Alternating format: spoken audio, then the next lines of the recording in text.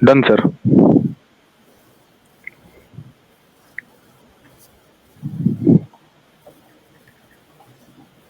We are live.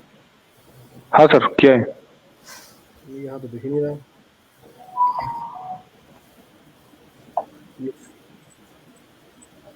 बागवान भाइयों नमस्कार। आप सभी का स्वागत है, हार्दिक अभिनंदन है हमारे इस फेसबुक लाइव में। तो एक बार पुनः हम आप लोगों के बीच में उपस्थित हैं एक नए टॉपिक के साथ। जैसा कि आप सभी जानते हैं कि हमारा जो सेब का सीजन है वो प्रगति पर है। तो अपनी बात रखने से पहले हिमाचल प्रदेश के बागवान भाई, जम्मू कश्मीर के बागवान भाई, उत्तराखंड के बागवान भाई, आप सभी का स्वागत है, हार्दिक अभिनंदन है एक बार पुनः। तो जैसा कि मैं आपको बात कर रहा था कि हमारा जो सेब का सीजन है वो आगे बढ़ रहा है धीरे धीरे, और अभी हम लोग फ्रूट सेटिंग की स्टेज में जा चुके हैं। अलग अलग हाइट के हिसाब से अलग अलग स्टेजेस हैं। अगर लोअर हाइट में बात करें तो लोअर हाइट में सेटिंग हो चुकी है। कहीं से बहुत हद तक जो है इस तरह की खबरें भी आ रही हैं कि लोअर हाइट में कहीं ना कहीं सेटिंग में इस साल दिक्कत रही है। मिडिल हाइट में सेटिंग हो चुकी है या चल रही है, और अपर हाइट की अगर बात करें तो वहाँ पर इस समय फ्लावरिंग का सीजन चला हुआ है। फ्लावरिंग इस समय फुल ब्लूम पर है। पिछले दिनों हम लोग किन्नौर भी गए थे, तो वहाँ भी हमने देखा कि बहुत अच्छी फसल आने की संभावनाएं व्यक्त की जा रही हैं। बहुत अच्छा पिंक बर्ड हमने वहाँ देखा, और अभी भी हमने कल कुछ फोटोग्राफ्स वहाँ से मंगाए थे, तो बहुत अच्छा पिंक बर्ड वहाँ चला हुआ है, अच्छी फ्लावरिंग चली हुई है। बागवान भाइयों, जैसा कि आप जानते हैं, आईसीएल वैरायटी की कंपनी है और स्पेशली न्यूट्रिशन कंपनी है, और तकनीक पर आधारित, टेक्नोलॉजी पर आधारित प्रोडक्ट्स हम आप लोगों के बीच में लेकर के आते हैं, ताकि न्यूट्रिशन के साथ साथ जो भी चीज़ हम इस्तेमाल कर रहे हैं वो अधिक कारगर हो, उसके फ़ायदे हमें ज़्यादा मिलें। आज जैसा कि हम जानते हैं टेक्नोलॉजी का ज़माना है, और वेदर कंडीशन लगातार बदल रही है। पिछले 2-3 साल में देखें, बहुत उतार चढ़ाव हम लोगों ने मौसम में देखे, और इस साल भी अभी तक देखें तो बहुत हद तक हमारा जो सीजन है या बहुत तक जो मौसम है इस अभी तक बहुत अच्छा चला हुआ है।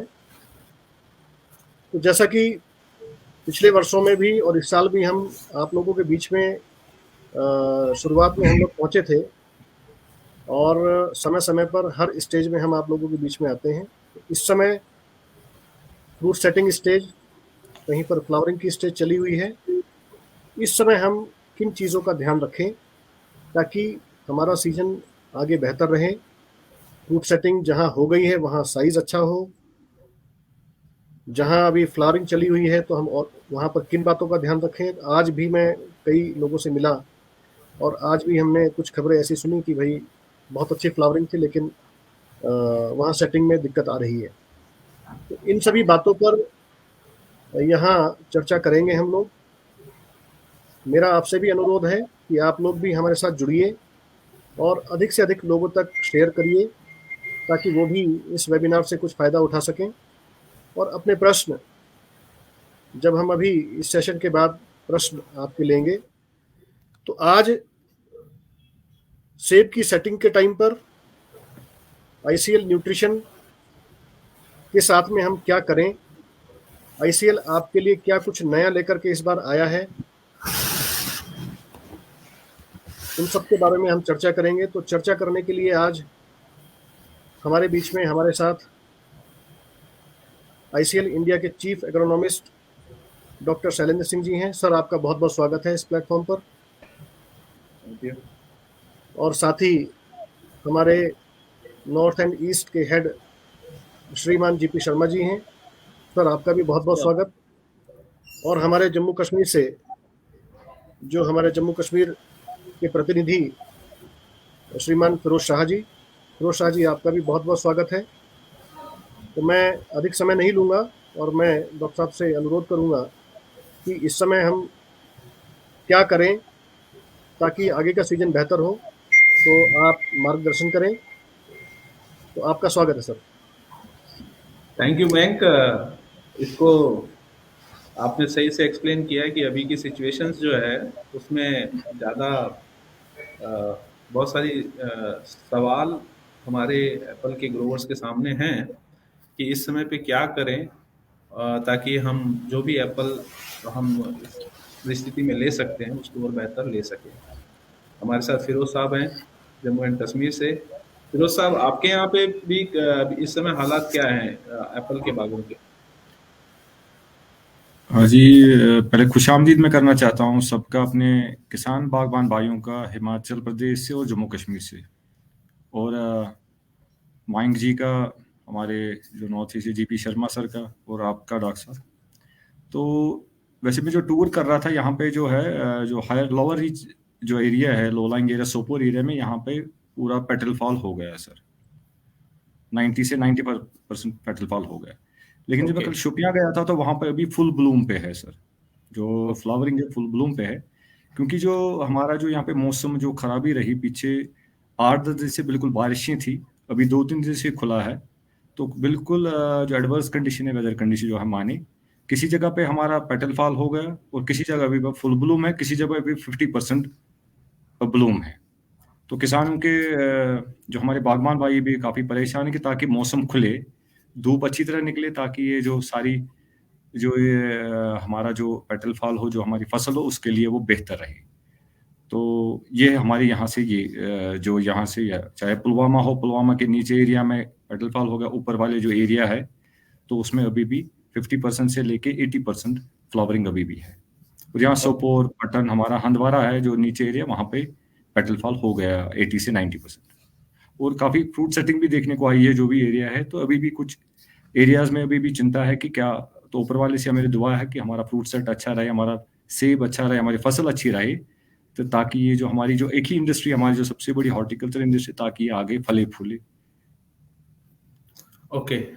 सो ओवरऑल ये है कि हमारा जो एप्पल इस समय पे है वो कहीं पे पिंक बर्ड पे है, कहीं पे फ्लावरिंग पे है, कहीं पे पेटल फॉल पे, और कहीं पे फ्रूट सेट भी हो चुका है।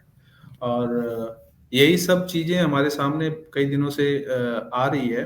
मैं अपने एप्पल के सभी बागवान भाइयों से आग्रह करूंगा कि आज का ये जो वेबिनार है इसमें विशेष फोकस हमने फोलियर न्यूट्रिशन को लेके रखा है, और थोड़ा सा रिवाइज करने की जरूरत है। अगर आपने सॉइल एप्लीकेशन में कोई चीज मिस कर दी है अभी तक, तो अभी जैसा आप बता रहे हैं कि बरसात हिमाचल में भी हुई है और बरसात कश्मीर में भी हुई है, तो ये बहुत उचित समय होगा जो लोग थोड़ा मिस कर गए हैं सॉइल न्यूट्रिशन को, उसमें भी जो चीजें हमारी तरफ से हम सजेस्ट करते हैं, अगर वो डाल पाते हैं तो बहुत अच्छा रहेगा। क्योंकि दो चीजें बड़ी इंपॉर्टेंट है, मैं अपनी प्रेजेंटेशन में आपके सामने शेयर करूंगा। मुझे कंफर्मेशन दीजिएगा कि मेरा स्क्रीन विजिबल है कि नहीं है।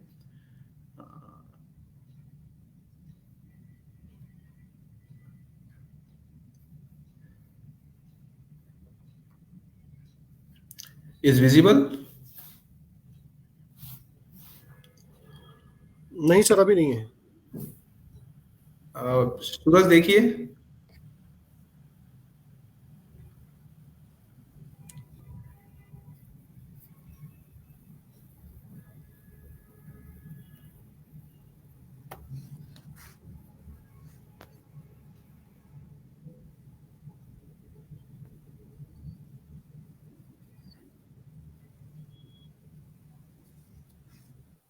अभी है?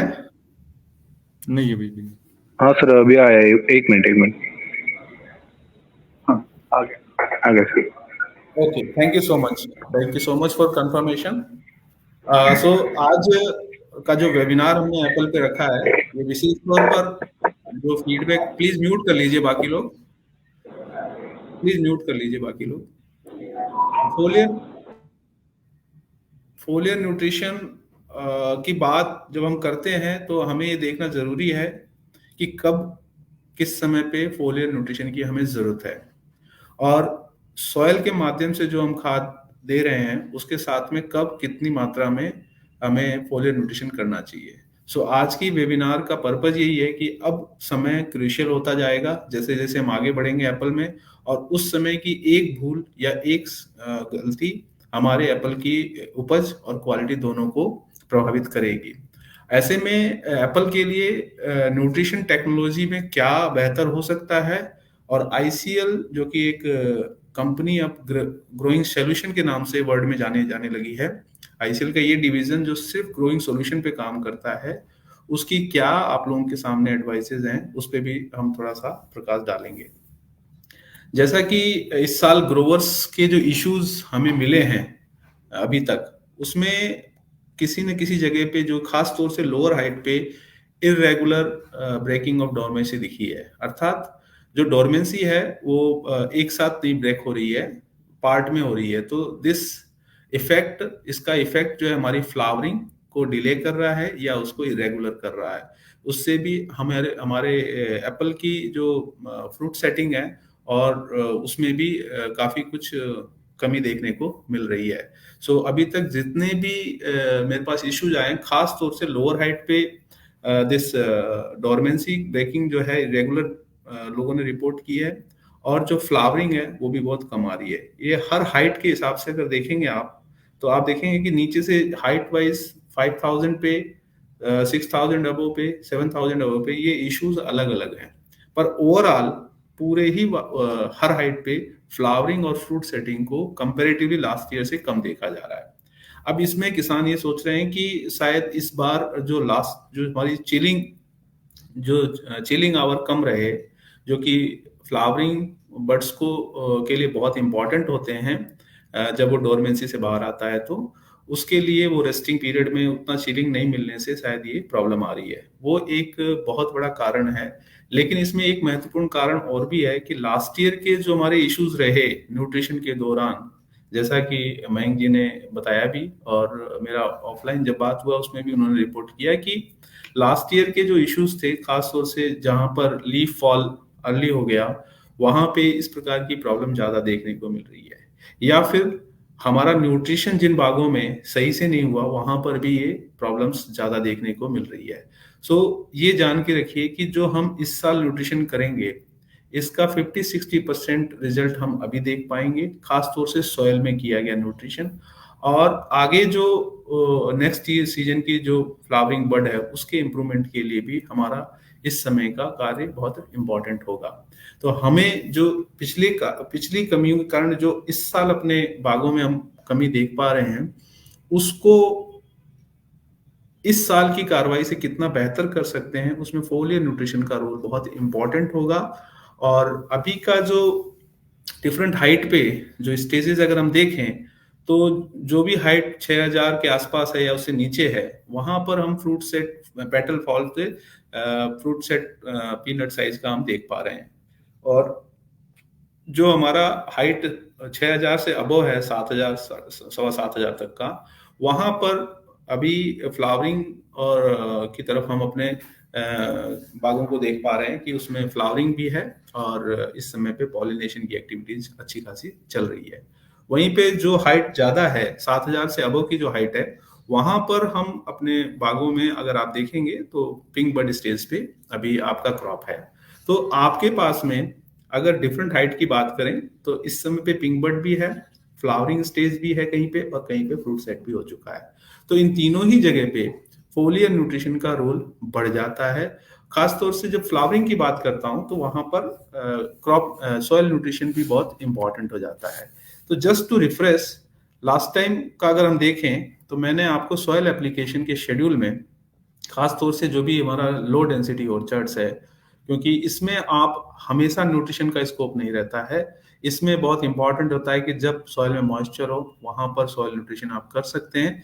तो मैं उन लोगों को बताना चाहता हूं कि जिन्होंने बर्ड ब्रस्ट और टाइट क्लस्टर के समय पे अगर सही से फर्टिलाइजर नहीं दिया है, मैंने इस समय पे आपको पॉलीसल्फेट 2 किलो पर प्लांट, जो 10 साल से अबव के प्लांट्स हैं, और NPK अगर आप यूज करते हैं तो 1 से 2 किलो आप इसको भी यूज कर सकते हैं। साथ में बायोस्टिमुलेंट जो कि एडवर्स कंडीशन में सॉइल न्यूट्रिशन को प्लांट के अवेलेबल कराता है, उसके लिए 100 ग्राम पर प्लांट हेलियाडोर स्टिमुलेंट भी आपको हमने सजेस्ट किया था। तो इसमें से अगर कोई चीज आपने मिस की है, खासतौर से पॉलीसल्फेट अगर आपने मिस किया है, तो ये अभी, क्योंकि पॉलीसल्फेट हमको पूरे सीजन में 2 किलो प्लांट को डालना है, तो जिन्होंने डाल दिया है 2 किलो तो बहुत अच्छा है। जिन्होंने अगर नहीं डाला या कम डाला है, तो अभी चूंकि फ्लावरिंग स्टेज है जहाँ पे और फ्रूट सेट तक की स्टेज है, वहां तक आप इसको डाल करके इसकी जरूरत को या इसकी रिक्वायरमेंट को फुलफिल कर सकते हैं, ताकि इस साल की जो आपकी क्रॉप है उसको एक सही न्यूट्रिशन मिल सके और अगले साल के लिए भी प्लांट के अंदर एक रिजर्व अच्छा सा बन सके। तो ये चीज थी जो मैं आपको बताना चाह रहा था, क्योंकि अभी अगर इस चीज को रिकवर कर सकते हैं तो सिर्फ सॉइल एप्लीकेशन करने का ये सही समय है। इसके बाद में खास तौर से लो डेंसिटी ऑर्चार्ड्स में आपके पास कोई रास्ता नहीं रहता है। साथ में फ्लावरिंग के समय पे नाइट्रोजन का रोल बहुत इंपॉर्टेंट हो जाता है, और खास तौर से सॉइल न्यूट्रिशन से नाइट्रोजन देने की जरूरत है। और यहाँ पर आप कैल्शियम नाइट्रेट को आप ले सकते हैं। जो लोग यूरिया अगर आप लोग को यूज करते हैं तो उसको आप अवॉइड करें अब यहाँ से, क्योंकि यहाँ से हमें कैल्शियम नाइट्रेट वाली नाइट्रोजन को लेके ही आगे बढ़ना है, और यही नाइट्रोजन का रिजर्व आपकी लीव्स में स्टोर होगा और पूरे आने वाले फ्रूट की साइज तक ये काम करेगा। तो यहाँ पर आप दे सकते हैं, और जहां पर फ्रूट सेट हो चुका है वहां पर अभी स्कोप है कि आप हमारा एक फर्टिफ्लो एनपीके 12/22 12 कैल्शियम ऑक्साइड आता है, उसको भी यूज कर सकते हैं। और आपको लगता है कि नहीं मैं इसको नहीं यूज कर पाऊंगा, तो आप फिर वहां पर बोरोनेटेड कैल्शियम नाइट्रेट, तो ये मान लीजिए कि आपको कैल्शियम नाइट्रेट जो है 1.5 किलो देना है। और अगर आप आधा किलो फर्टिफ्लो एनपीके और 1 किलो कैल्शियम नाइट्रेट लेके भी अगर आप 2 स्प्लिट में या 1 स्प्लिट में करना चाहें, जो भी स्टेज इस समय पे है, पॉइंट यहाँ पर यह है कि फ्रूट सेट तक आपको ये न्यूट्रिशन दे देना है सॉइल के अंदर। इसके बाद आपके पास सॉइल न्यूट्रिशन का स्कोप बचेगा नहीं। तो मैं यहाँ पर ये चीज बताना चाह रहा था कि जो लोग नहीं कर पाए हैं कृपया इस पे एक बार ध्यान दें, नहीं तो आने वाले वक्त में और ज्यादा समस्या आपको अपने बागों में मिलेगी और फिर आप उसको रिकवर नहीं कर पाएंगे। ये तो है सॉइल के बारे में। लेकिन अगर हम फोलियर न्यूट्रिशन की बात करें तो एप्पल के अंदर खास तौर से इस समय पे जबकि हमारा क्लाइमेट बहुत तेजी से बदल रहा है, तो फोलियर न्यूट्रिशन एक ऐसा रास्ता बनता है हमारे लिए जहां पर हम न्यूट्रिशन की डोज को करेक्ट कर सकते हैं। अगर सोयल में कोई कमी रह जाए तो उसको हम कुछ हद तक फोलियर के माध्यम से करेक्ट कर सकते हैं। और इस करेक्शन के लिए सबसे इंपॉर्टेंट आपको समझना है कि क्या चीज है फोलियर फर्टिलाइजर, क्यों कितना महत्वपूर्ण होता जा रहा है। पहली चीज आप समझिए कि जो हम न्यूट्रिशन सॉइल से देते हैं उसका जो चैनल है वो लंबा है, अर्थात हम मिट्टी में देते हैं जड़ों के माध्यम से, जाइलम और फ्लोएम का जो उनका ट्रांसपोर्टेशन सिस्टम है वहां से वो एब्जॉर्ब होने के बाद पूरे प्लांट सिस्टम में वो जाता है। इसके लिए बहुत सारे फैक्टर एप्लीकेबल हैं और कभी कभी जरूरत जितनी होती उतनी प्लांट के हर पार्ट में ये खाद पहुंच नहीं पाती है, और अच्छी सारी ज्यादा मात्रा में देने के बावजूद भी हमारे प्लांट की जरूरत को पूरा नहीं कर पाती है। तो इसमें जो फोलियर न्यूट्रिशन के लिए जो किक पॉइंट कहेंगे या मोटिवेशन पॉइंट कहेंगे क्यों हमें जरूरी है, पहली चीज है सॉइल से जो अवेलेबिलिटी है वो लो हो सकती है, एडवर्स कंडीशन में और ज्यादा कम हो सकती है। दूसरा, सॉइल में जो भी आप फर्टिलाइजर देते हैं पॉलीसल्फेट को अगर मैं हटा दूं एक, तो बाकी न्यूट्रिएंट का लीचिंग लॉसेस या एब्जॉर्प्शन लॉसेस होता है।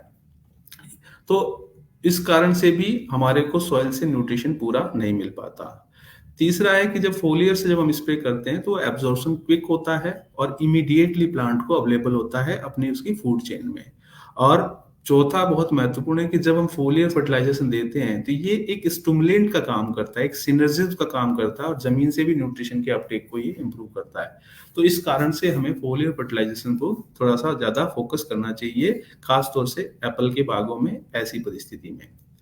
जहां तक मोबिलिटी की बात, ये बहुत इंपॉर्टेंट है कि आपको ये जानना चाहिए कि जब आप स्प्रे करते हैं कोई चीज को, तो इसमें जो नाइट्रोजन और पोटेशियम अगर स्प्रे करते हैं तो इसकी मोबिलिटी सबसे फास्ट है। मतलब आप कहीं पे भी अगर नाइट्रोजन और फास्फोरस का स्प्रे पहुंचता है तो वो पूरे प्लांट में ट्रांसपोर्ट हो सकता है क्विकली। वहीं पे फास्फोरस और मैग्नीशियम वो भी मोबाइल है, लेकिन उसकी मोबिलिटी नाइट्रोजन और पोटेशियम से थोड़ी कम है। लेकिन अगर हम बाकी माइक्रोन्यूट्रिएंट को देखें, zinc, copper, manganese, iron, molybdenum, तो इनकी जो मोबिलिटी है वो बहुत कम है और सल्फर की भी मोबिलिटी कम है।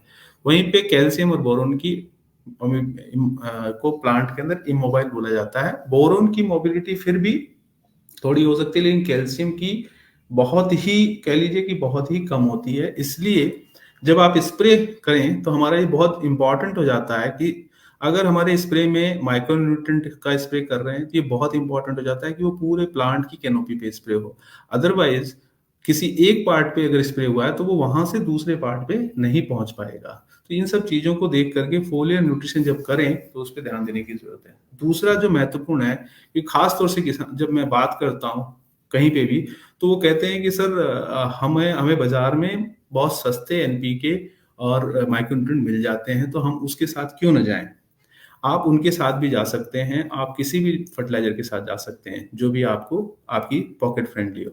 लेकिन आपको ये समझना पड़ेगा कि वो जो न्यूट्रिएंट है उसमें से कितना परसेंट न्यूट्रिएंट एक्चुअली में प्लांट को मिल पा रहा है। इसके लिए दो केसेस हैं। पहली चीज, जब आप स्प्रे करते हैं तो एक तो ये जो दो चीजें मैंने आपके सामने रखी है, एक मिनट,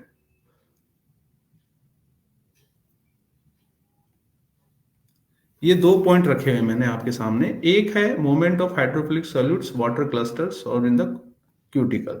अगर आपका जो लीफ पोर्शन है वो ड्राई रहेगा तो न्यूट्रिएंट जो है उसके अंदर पेनिट्रेट नहीं कर पाएगा, क्योंकि जहां इसको पहुंचना है उस पहुंचने के लिए उसमें पोर पोर बढ़ाने पड़ेंगे। यानी एपिडर्मल पोर जो होते हैं वहां से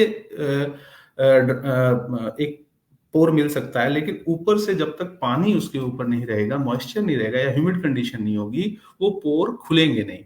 और जब वो खुलेंगे नहीं तो वो जो न्यूट्रिएंट आपने स्प्रे किया वो पेनिट्रेट नहीं कर पाएगा। दूसरा है कि जब ह्यूमिडिटी होती है तो वहां से वो पोर खुलते हैं और उनका चैनल जो है वो सीधे एपिडर्मिस से बन जाता है और न्यूट्रिएंट आपका प्लांट के अंदर प्रवेश कर जाता है। सो फोलियर न्यूट्रिशन को ऐसा नहीं है कि आपने स्प्रे कर दिया और वो सीधे प्लांट को काम जहां उसको पहुंचना है वो पहुंच गया। उसके लिए एक चैनल है, उस चैनल से उसको वहां तक पहुंचना जरूरी है, अन्यथा वो आपका सारा व्यर्थ हो सकता है। इसीलिए नॉर्मल फोलियर न्यूट्रिशन का जो रिस्पॉन्स है वो जितना आना चाहिए उतना पूरा नहीं आ पाता। हालांकि आप स्प्रे करने के बाद में थोड़ा सा चेंज देख सकते हैं, पर वो और बेहतर हो सकता है अगर उसके अंदर बहुत सी चीजें मिली भी हों। उसके बारे में मैं बताऊंगा, लेकिन स्प्रे को आप समझ लीजिए कि इसमें 6 चीजें 6 स्टेप्स में न्यूट्रिएंट प्लांट तक पहुंचता है। पहला है जब आप उसको स्प्रे करते हैं तो लीफ सरफेस पे सॉल्यूशन पहुंचता है। आप चित्र के माध्यम से भी देख सकते हैं कि हमने स्प्रे किया, हमारे न्यूट्रिएंट मैक्सिमम आउटर लेयर पे पहुंच गए, लेकिन उसमें से बहुत कम जो है वो पेनिट्रेट कर पाते हैं और वो सेकेंड लेयर पे पहुंच पाते हैं। वहां से आउटर एपिडर्मल सेल वॉल से जब हम इसको एंट्रेंस करते हैं ये तीसरे लेयर पे पहुंचते हैं और वहां से फिर ये अपटेक होता है लीफ के अंदर और फिर लीफ से डिस्ट्रीब्यूशन होता है लीफ के अंदर। सो लीफ के अंदर जब ये पूरा डिस्ट्रीब्यूशन हो जाता है वहां से जहां पर भी इसकी रिक्वायरमेंट होती है वहां से ये ट्रांसपोर्ट हो पाता है, अगर वो मोबाइल न्यूट्रिएंट है, और नहीं तो वो फिर वहीं पे एब्जॉर्ब होता है और वहीं पे उसका यूटिलाइजेशन हो पाता है। इसमें एक और महत्वपूर्ण चीज है कि आप जब नाइट्रोजन का स्प्रे करते हैं तो ये बताया जाता है कि जो उसके जो प्लांट का जो रेट ऑफ एब्जॉर्प्शन है, इसमें 50% का एक स्टडी है जिसमें इन्होंने बताया है कि नाइट्रोजन एज ए यूरिया जब आप स्प्रे करते हैं, जो यूरिया मतलब जो एमाइड फॉर्म में है, वो अगर आप स्प्रे करते हैं तो उसका एब्जॉर्प्शन 1.5 से 2 घंटे के अंदर 50% जो स्प्रे किया वो हो जाता है। वहीं फास्फोरस 5 से 10 दिन लेता है, पोटेशियम 10 घंटे से 24 घंटे, कैल्शियम 1 से 2 दिन, मैग्नीशियम 2 से 5 घंटे तक, सल्फर 8 दिन तक, और जो जिंक और बाकी माइक्रोन्यूट्रिएंट वो भी 2 दिन से 10-20 दिन तक लेते हैं। यहाँ पर ये बताने का मकसद ये है कि आपने जो आज स्प्रे किया वो पूरा का पूरा मटेरियल इमीडिएटली पेनिट्रेट नहीं हो पाता, और अगर वो एब्जॉर्प्शन पूरा नहीं हो पाएगा तो वो तब तक ही एब्जॉर्ब होता है जब तक वो लीफ पे रुके और वो सोल्यूबल फॉर्म में हो, अदरवाइज वो आपका लॉसेस है। इसीलिए फोलियर न्यूट्रिशन के जो शुरुआती जो अनुभव आप कहेंगे वो उतने अच्छे नहीं थे, लेकिन धीरे धीरे हम करते चले गए और हम उसको जो हम इमीडिएट रेस्पॉन्स देखते हैं उसी को हम उसका 100% रेस्पॉन्स बोलते हैं, लेकिन ऐसा नहीं है। जो न्यूट्रिएंट का स्प्रे आपने किया और उसका असर तब पता चलता है जब आप उसकी लीफ की जब टेस्टिंग करेंगे जो कि आप नहीं कर सकते, लेकिन हम लोग करते हैं। उसमें ये देख पाते हैं कि जो हमने न्यूट्रिएंट किया था वो कितना पोर्शन प्लांट ने एब्सॉर्ब किया। तो उसमें हम पाते हैं कि दो चीजें बड़ी इंपॉर्टेंट है स्प्रे के अंदर। जब भी किसी न्यूट्रिएंट के साथ में सरफेक्टेंट होता है, और सरफेक्टेंट जो होता है तो वो क्या करता है कि पानी की बूंदों के सरफेस टेंशन को कम करता है और उसकी स्प्रेडिंग को बेहतर कर देता है। दूसरा ह्यूमिक्टेंट जो है वो जो ड्राइनेस है उसको लंबा कर देता है, मतलब पानी जो स्प्रे किया उसको ज्यादा समय तक, मतलब वेटिंग रखता है आपके पत्तों के ऊपर, और इसी कारण से जो पेनिट्रेशन है वो बेहतर होता है। लेकिन अगर आपके न्यूट्रिशन में ये दोनों मिसिंग है तो आप जो पिछली स्लाइड देखी उसको रेफरेंस कीजिएगा कि पानी देने के बाद में पानी सूख जाएगा तो फिर आपका वो न्यूट्रिशन पत्ते पे होने के बावजूद भी वो नीचे गिर जाएगा या पेनिट्रेट नहीं कर पाएगा प्लांट के अंदर, उसका यूटिलाइजेशन नहीं हो पाएगा। सो इन चीजों को अगर ध्यान दें, सरफेक्टेंट और आपका ह्यूमिक्टेंट, इसके साथ साथ में जो स्टिकर यूज करते हैं वो स्टिकर उसको लंबे समय तक प्लांट के ऊपर चिपका के रखता है। सो पिछले 4-5 सालों से हम लोग न्यूट्रीवॉन्ट के बारे में इसीलिए अपने बागवान भाइयों को और जहां भी एग्रीकल्चर के लोग फोलियर स्प्रे करते हैं उसमें हम इसके बारे में बताते हैं, और जो लोग इसको यूज कर रहे हैं वो इसके एडवांटेजेस को बेहतर जान रहे हैं, क्योंकि इसके अंदर एडजुवेंट टेक्नोलॉजी है, साथ में इसमें स्प्रेडर, स्टिकर और ह्यूमिक्टेंट है। सो ये दोनों ही स्प्रे किए गए मटेरियल को ज्यादा लंबे समय तक क्रॉप के ऊपर, लीव्स के ऊपर चिपका के रखता है, और साथ में इसके पेनिट्रेशन को लंबे समय तक बना के रखता है, और इसी कारण से इसका असर जो है नॉर्मल एनपीके फर्टिलाइजर से ज्यादा मिलता है। न्यूट्रीवांट के अंदर एक एडवांटेज और दिया गया है कि इसको क्रॉप स्टेजेस, जब आपको हाई फास्फोरस चाहिए तो उसका एक ग्रेड बनाया गया है, और साथ में इसके अंदर एक एनपीके बैलेंस के साथ में आयरन, मैग्नीज, मॉलिब्डेनम, कॉपर और जिंक का एक एडिशनल ट्रेसेस में इसमें इंक्लूड किया गया है, कंसीडरिंग कि उस समय पे अगर इतना भी ये माइक्रोन्यूट्रिएंट मिलता है तो वो भी काफी लाभप्रद होता है आपकी फसल के लिए। सिर्फ अगर डेफिशिएंसी आपके क्रॉप में आ रही है तो आपको अलग से माइक्रोन्यूट्रिएंट डालने की जरूरत है, अदरवाइज ये इतना सक्षम है कि उस क्रॉप में आपके रेस्पॉन्सेस को, न्यूट्रिएंट के रिसोर्सेज को बेहतर करते हैं। वही दूसरा ग्रेड है जिसको हमने 1:2 और हाई पोटेशियम के साथ में रखा है। ये भी एक इम्पॉर्टेंट फार्मूला है जो फ्लावरिंग से पहले और फ्रूटिंग के बाद के लिए बनाया गया है। इसके अलावा खास तौर से वो क्रॉप जहां पे कैल्शियम बहुत इंपॉर्टेंट हो जाता है वहां पर हम इसको भी स्प्रे करते हैं ताकि क्रॉप के अंदर, फ्रूट के अंदर कैल्शियम का भी रिक्वायरमेंट को पूरा किया जा सके। और लास्ट में एक ग्रेड है 04932 जो कि एक एमकेपी 05234 का ही एडवांस वर्जन है, जो न्यूट्रीबॉन्ड टेक्नोलॉजी के साथ में हमने बाजार में उतारा है, और इसको आप लोग बहुत अच्छे से जानते हैं और एप्पल में इसका काफी बड़ा यूज, बहुत हद तक यूज किया जा रहा है। सो ये है न्यूट्रीबॉन्ड जिसको आप यूज कर रहे हैं और इसके लाभ को आप जान रहे हैं। बस इसको आप लोग को मैं बार बार इसलिए बताता हूं ताकि आप इसको भूल न जाएं और कहीं इसको गलत स्टेज पे कॉम्बिनेशन को यूज न करें।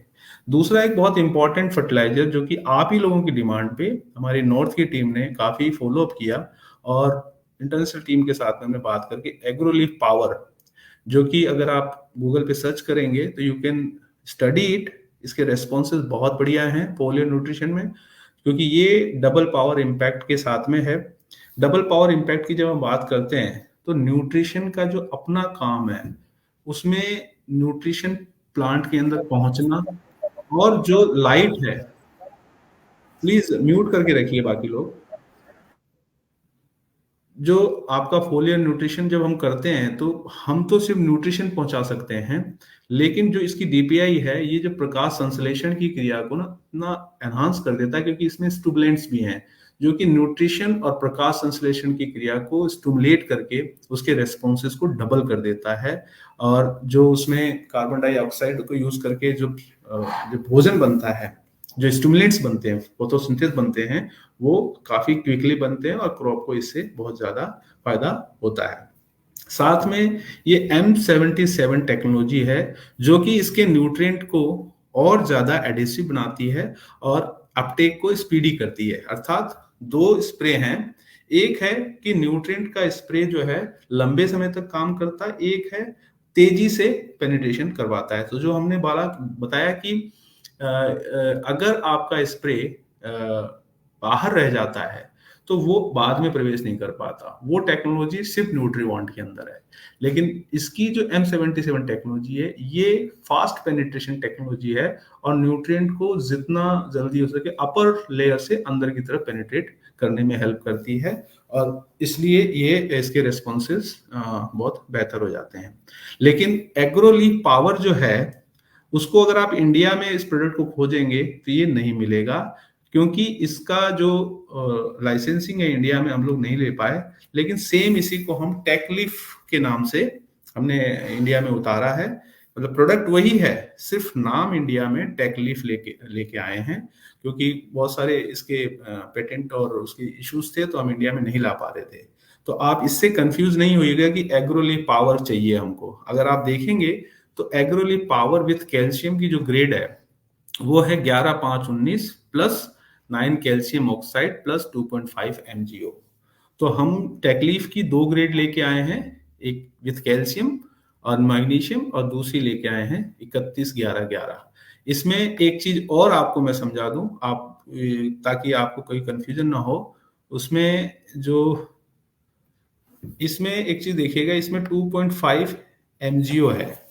ये 2.5 MgO जो है, ये शायद टेकलीफ के ऊपर आपको लिखा हुआ नहीं मिलेगा, क्योंकि FCO की गाइडलाइन के हिसाब से हमको ये 2.5 MgO है तो मेंशन नहीं कर सकते, और या तो फिर हमको इसको बढ़ा के लाना पड़ेगा। अब उसमें हमको समय लगेगा और हम नहीं ला पाते।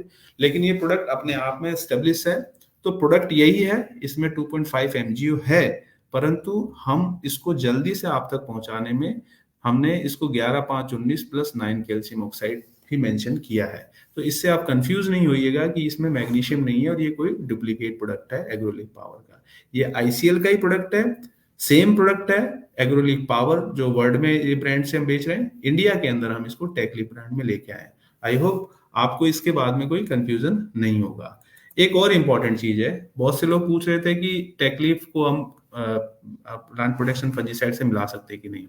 अभी तक जो हमें जो भी लीफ वहां से रेस्पॉन्सेज मिले हैं, उसमें वो लोग ने ये बताया कि इसको प्लांट प्रोटेक्शन प्रोडक्ट के साथ में मिला करके आप यूज कर सकते हैं। लेकिन बहुत सारे टैंक मिक्स होंगे जो नए फार्मूले होंगे, तो आप एक बार जार टेस्ट कर लीजिएगा। 99% इट इज कंपेटिबल। अगर कोई एक केमिकल के साथ नहीं कर रहे होंगे तो वहां पे आपको अवॉइड करने की जरूरत है। परंतु ये इसको जो बनाया गया है, ये टैंक मिक्स में इजीली डिफरेंट प्लांट प्रोटेक्शन के साथ में इसको आप स्प्रे कर सकते हैं। सो ये था हमारे नए प्रोडक्ट के बारे में, जिसका समय आप कब डालना है इसके बारे में आगे बताऊंगा।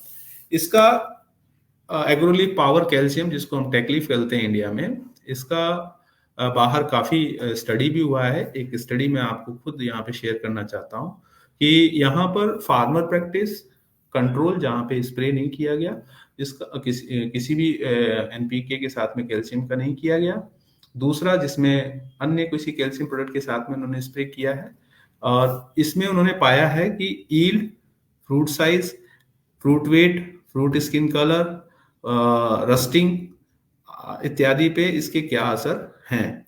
सो मेरे पास ज्यादा इसके रेस्पॉन्सेस तो नहीं है, परंतु यील्ड के ऊपर जो गोल्डन डिलीशियस और इतना रेड एप्पल की जो वैरायटी है, उस पे जो रेस्पॉन्स है, तो आप देख सकते हैं कि कंट्रोल में प्रति पेड़ 10 kg फ्रूट हार्वेस्ट हुआ है। ये शायद 5 साल के पौधे हैं, 5 साल के हाई डेंसिटी के प्लांट्स हैं, और ग्रोअर प्रैक्टिस में भी सेम मिला। लेकिन एग्रोलीफ पावर अर्थात टेक लीफ जहाँ पे यूज किया गया, उसमें 1 से 1.25 किलो ज्यादा हमें फल मिला प्रति पेड़। वहीं पे इधरा रेड में भी हमको जो है बेहतर रेस्पॉन्स मिला कंपैरिजन टू कंट्रोल और ग्रोअर प्रैक्टिस।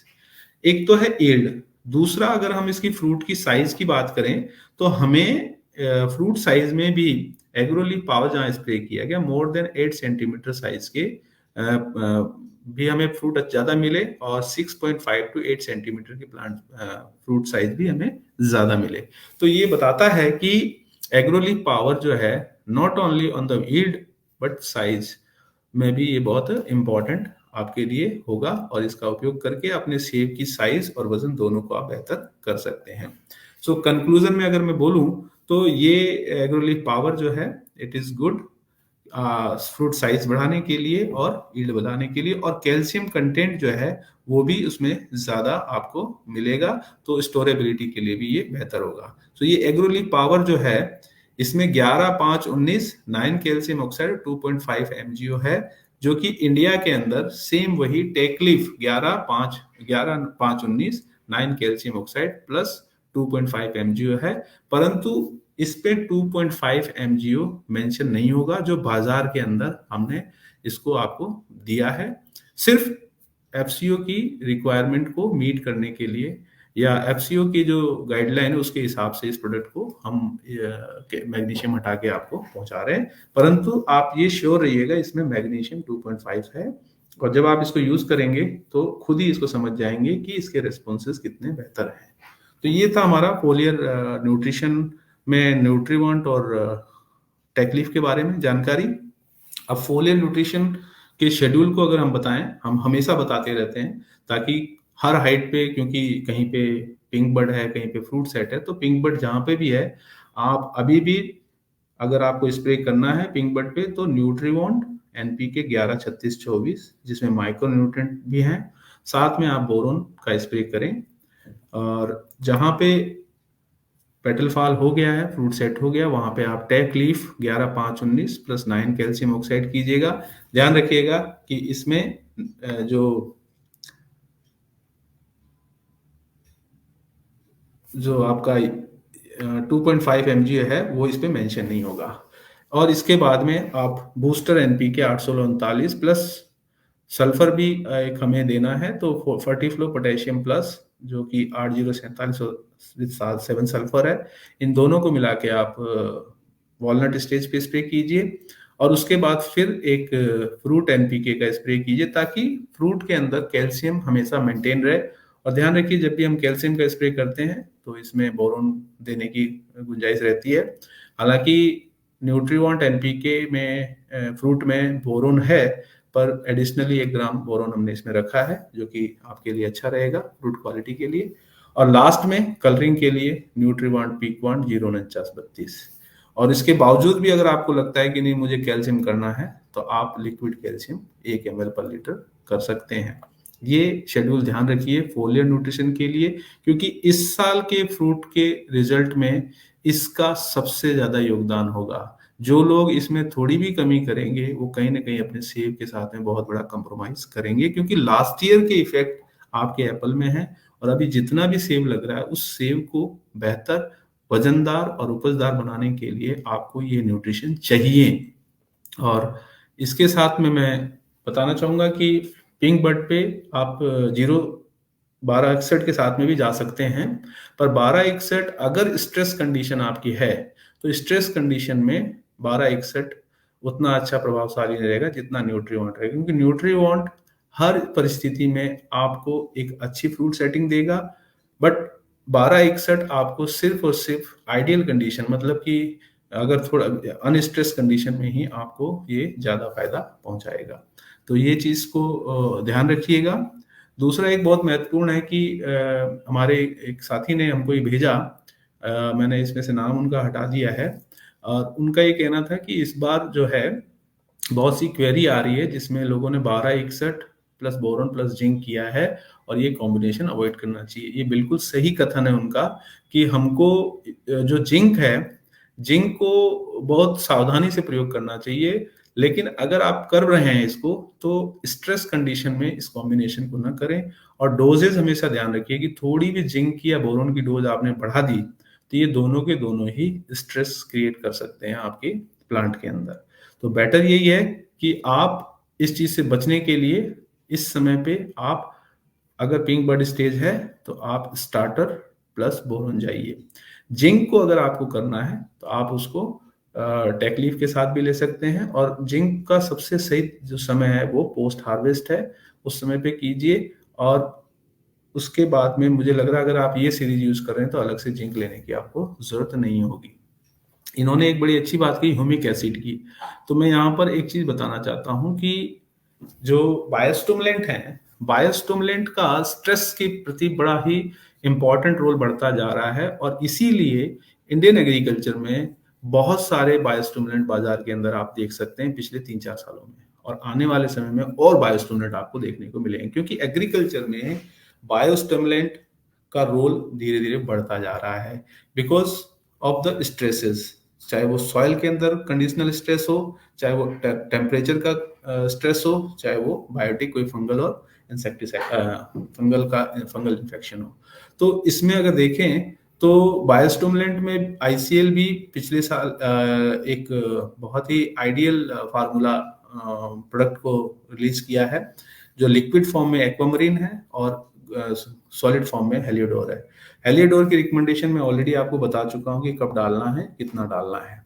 लेकिन अगर आप इसको, जिस प्रकार से उन्होंने स्ट्रेस की बात की, इस साल की परिस्थिति देखें तो आपको फ्लावरिंग हर स्प्रे के साथ में इफ पॉसिबल आप एक्वामरीन को यूज कीजिए, और अगर एक्वामरीन आपके बाजार में नहीं है तो कोई अन्य बायोस्टिमुलेंट को यूज कीजिए, आपके एप्पल के लिए बहुत अच्छा रहेगा। मैं इसलिए कह रहा हूं क्योंकि एक्वामरीन वर्ल्ड बेस्ट सोर्स से बनाया गया, सीवीड से बनाया गया सोर्स है, और इसके रिजल्ट्स आप खुद जब कंपैरिजन कर लेंगे तो आपको लगेगा कि नहीं, आईसीएल ने हमको ये सही चीज बताई है। लेकिन क्योंकि ये मुझे नहीं पता कि ये कितनी मात्रा में आपके बाजार में उपलब्ध होगा, कहाँ उपलब्ध होगा, तो आप ये जान लीजिए कि if it is not available तो फिर आप कोई और दूसरी बायोस्टिमुलेंट सीवीड एक्सट्रैक्ट को भी यूज कर सकते हैं।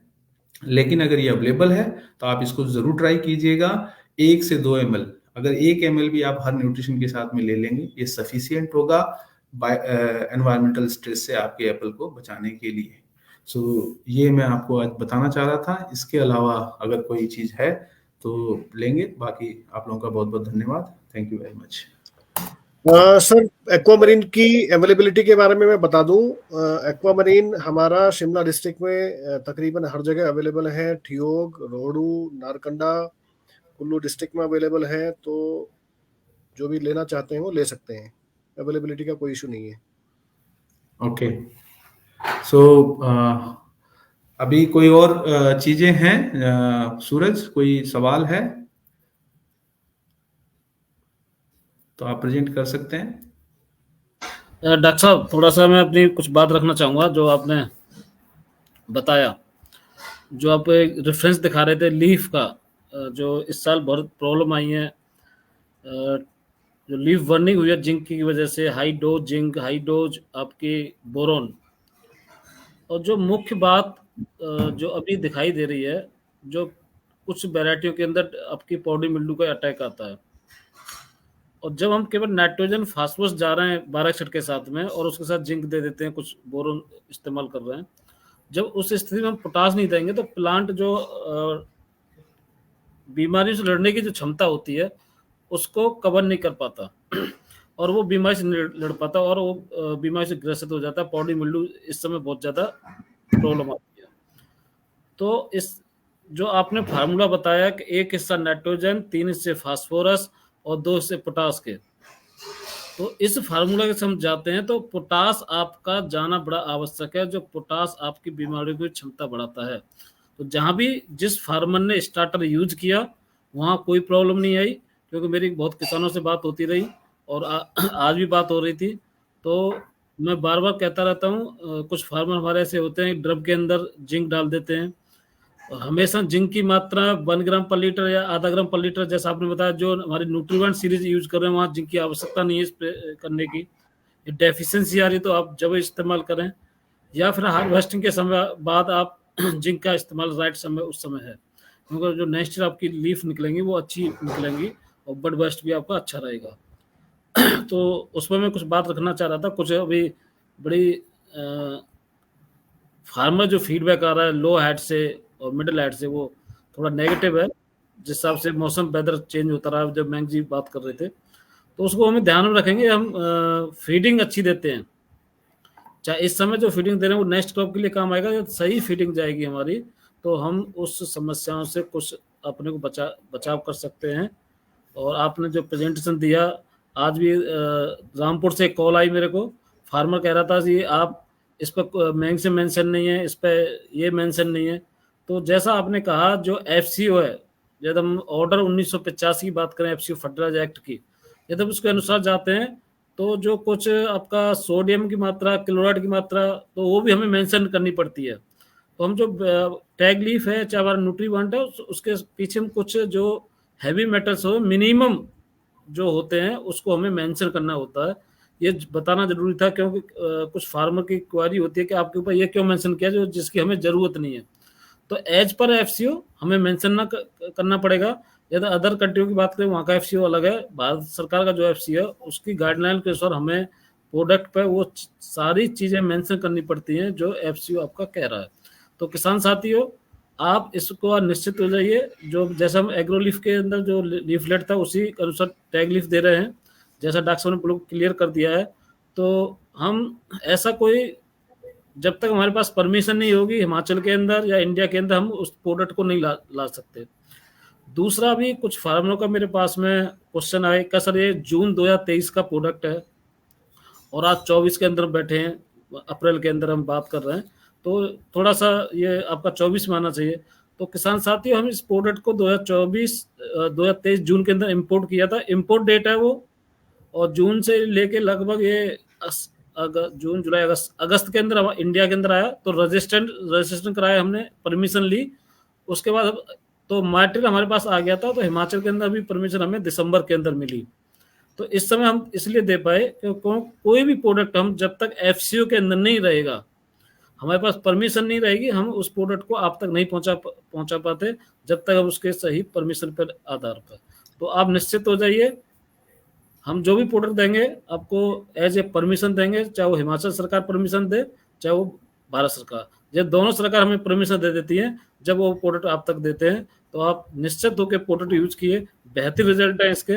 जहाँ भी मैं इसके ट्रायल लिए थे कुछ क्रॉप पे, तो इसलिए हमने इस साल अप्रैल पे इसको लॉन्च किया है। तो धन्यवाद डॉक्टर साहब, आपने बहुत अच्छी जानकारी दी है। तो मैंने देहरादून के बाद, बोलिए सर। जो आपने पॉइंट कहा कि किसान ये कह रहे हैं कि 2023 का प्रोडक्ट है, हमें 2024 का चाहिए, उनको मैं ये बताना चाहूँगा कि ये प्रोडक्ट जो है ये आईसीएल का प्रोडक्ट है, और अगर ये आने वाले 10-20 साल भी आपके पास रखा जाए पैकेट के अंदर सही से, तो ये कभी भी अपने खूबियों को नहीं खोएगा। अभी हमारे बॉस गए थे इजराइल और एम्स्टर्डम, तो वो बोल रहे थे कि वहां पर उन्होंने 100 साल पुराना अपना प्रोडक्ट देखा, 100 साल से के समय का एमएपी देखा, और वो आज भी उतना ही मतलब एक्यूरेटली रखा गया है, मतलब सेफ है, तो उसको यूज किया जा सकता है। तो फर्टिलाइजर के अंदर आप ये समझ लीजिए कि अनलेस ये ओपन एयर में है, ये नुकसान नहीं करता है। पैक है तो 3 साल का तो वैसे भी इसका वैलिडिटी रहता है एज पर द लॉ, परंतु आप इसको अगर कोई दुकान पे जैसे जाने के बाद में कभी कभी फर्टिलाइजर सेल नहीं हो पाता समय से, और वो कभी पुराना मिले, तो उसमें आपको संशय नहीं करना है। अगर आपको थोड़ा भी संशय है तो देख लीजिए कि उसकी जो प्रोडक्ट है वो हाथ में लेने के बाद में कैसा लग रहा है। अगर वो फ्री फ्लोइंग है तो वो यूज करने लायक है, उसको आप यूज कर सकते हैं। सही बात है डॉक्टर साहब। तो किसान साथियों, जब तक आपका कोई भी फर्टिलाइजर पानी के संपर्क में नहीं आएगा, जब से उसको मॉइस्चर नहीं मिलेगा, उसकी जो स्थिति है वो दूसरे रूप में नहीं चेंज होने वाली। तो जब तक वो सूखी जगह पर रखा हुआ है, सही सलामत है, उसका चाहे आपका इम्पोर्ट 2013 का भी रहेगा, 10 का भी रहेगा, तो कोई इस पर इम्पैक्ट नहीं आने वाला।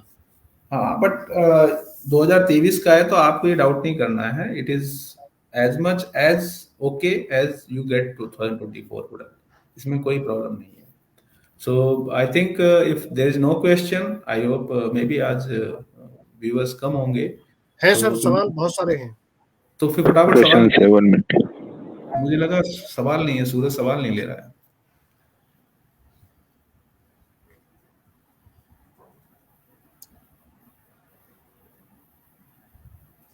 सज्जाद अहमद जी पूछ रहे हैं, सर लिक्विड बोरॉन और जिंक का स्प्रे कैसे कर सकते हैं? ओके,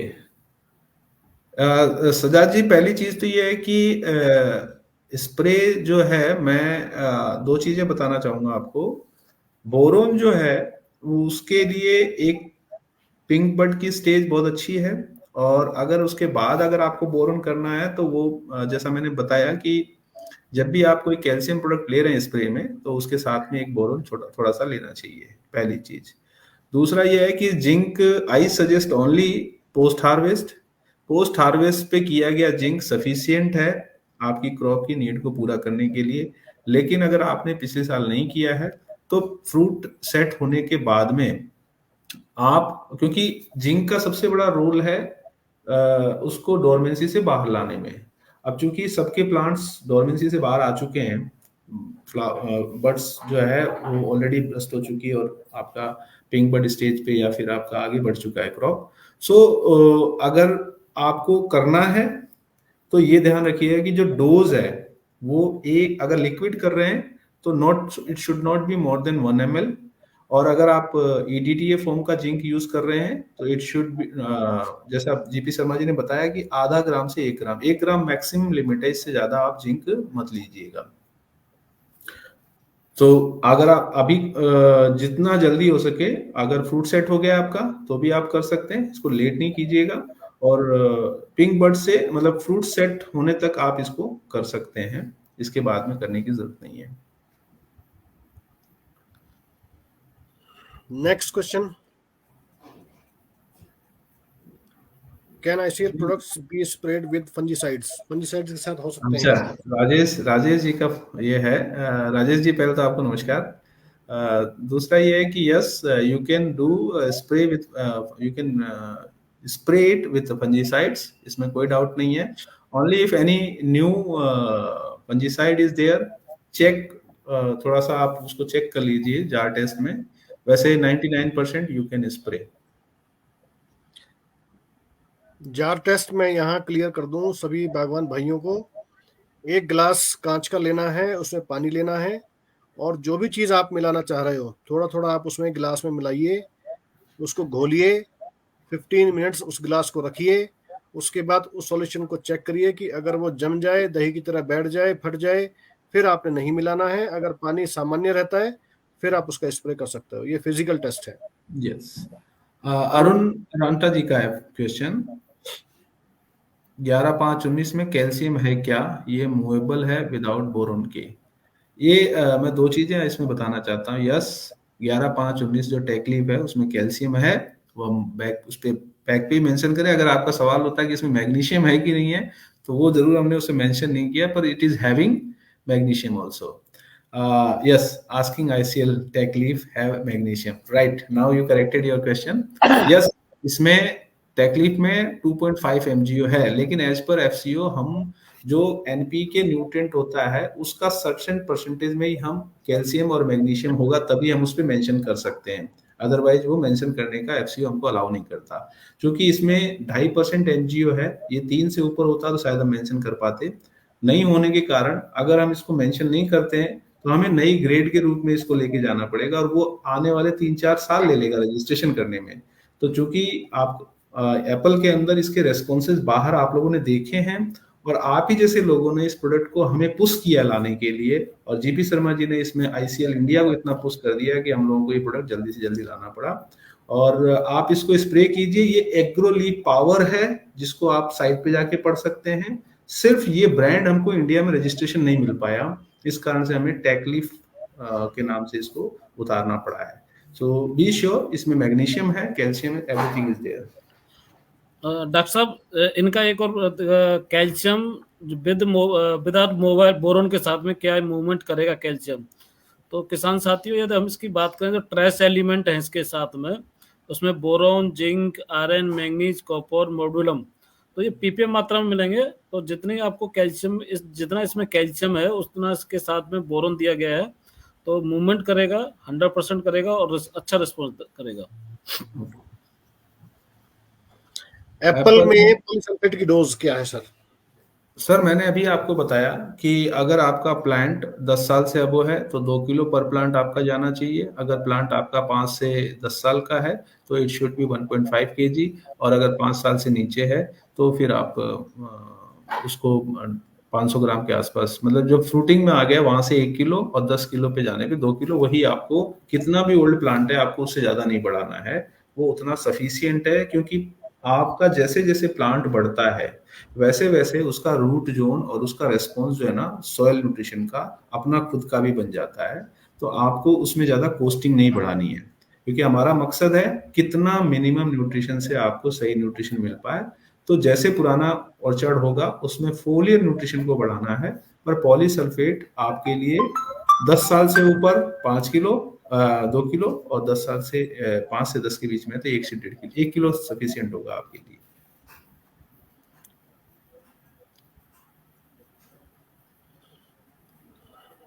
ओके, ये गौहर रसूल जी बता रहे हैं एनपीके ड्रिप का क्या डोज रहेगा न्यूली एसडी प्लांट के लिए? It's interesting question. आपका न्यू एसडी प्लांट है and you are asking for NPK, right? हमने इस पे शेड्यूल बनाया है। आई होप फिरोज साहब आप शेयर कीजिएगा, लेकिन मैं आपको बता दूं कि इसमें जो जो अभी तक कश्मीर के लिए एनपीके का फर्टिगेशन के माध्यम से कोई स्टैंडर्डाइजेशन नहीं है। हमने आपकी यूनिवर्सिटी को एक ट्रायल दिया हुआ है टू स्टैंडर्डाइज दिस, लेकिन वर्ल्ड में जो स्टडी है उसमें 2 अप्रोच है। एक अप्रोच है कि जो रिकमेंडेशन है वो 1 हेक्टेयर के हिसाब से है या एकड़ के हिसाब से है, उसमें जितने प्लांट लगते हैं उसी में उसको डाला जाता है आपके केस में। लेकिन अगर हम एचडीपी की बात करें तो ये डोजेस जो है एकड़ में इसको दिया गया है। तो मैंने इसमें जो जितने भी साइंटिस्ट से बात किया है, तो आप जो आपका स्टैंडर्ड डोज है उसी को आपको इसमें करना है। जो आपके यहाँ पे 1 साल के प्लांट की डोज है उसके हिसाब से उसको आपको एनपीके को इसमें देना है, चाहे आपके नंबर ऑफ प्लांट्स ज्यादा हों। और आई थिंक 10 ग्राम पर प्लांट हमने डोज रखा है एनपीके का। फास्फोरस हमने ज्यादा लिया है क्योंकि शुरुआत में हमें हाई फास्फोरस चाहिए, तो शायद हमने फास्फोरस को थोड़ा ज्यादा लिया, मुझे एग्जैक्टली अभी याद नहीं आ रहा, पर we will share you the और शेड्यूल। आप नंबर छोड़ दीजिएगा, अभी इसके बाद ही हमारे फिरोज साहब आपसे बात करके आपको वो शेड्यूल भेज देंगे।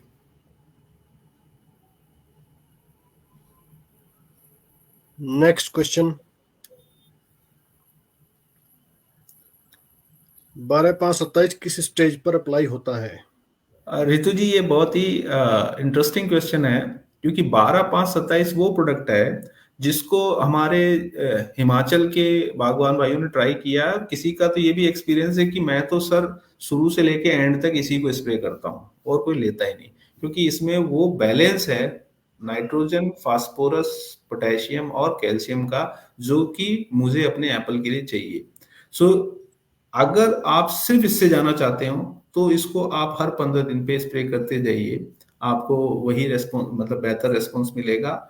और दूसरा, अगर आप पूरे आईसीएल के अलग अलग फार्मुलेशंस को लेके बढ़ना चाहते हैं, जिसमें कि हमने अलग अलग परिस्थिति को ध्यान में रख के उस पर्टिकुलर स्टेज पे कौन सा न्यूट्रिएंट ज्यादा चाहिए उसके बेसिस पे इसको डेवलप किया है।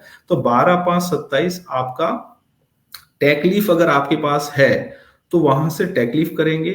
अगर टेकलीफ आपके बाजार में नहीं है तो आप 12/5/27 फ्रूट सेट के बाद में स्प्रे करेंगे, और इसके बाद में एक स्प्रे आप करेंगे जो कि आपका जब आपका फिलिंग हो रहा हो, जब आपका एप्पल में फिलिंग हो रहा हो अंदर की तरफ, जब सीड में हो रहा हो, तब फिलिंग को और मजबूत करने के लिए 12/5/27 करेंगे।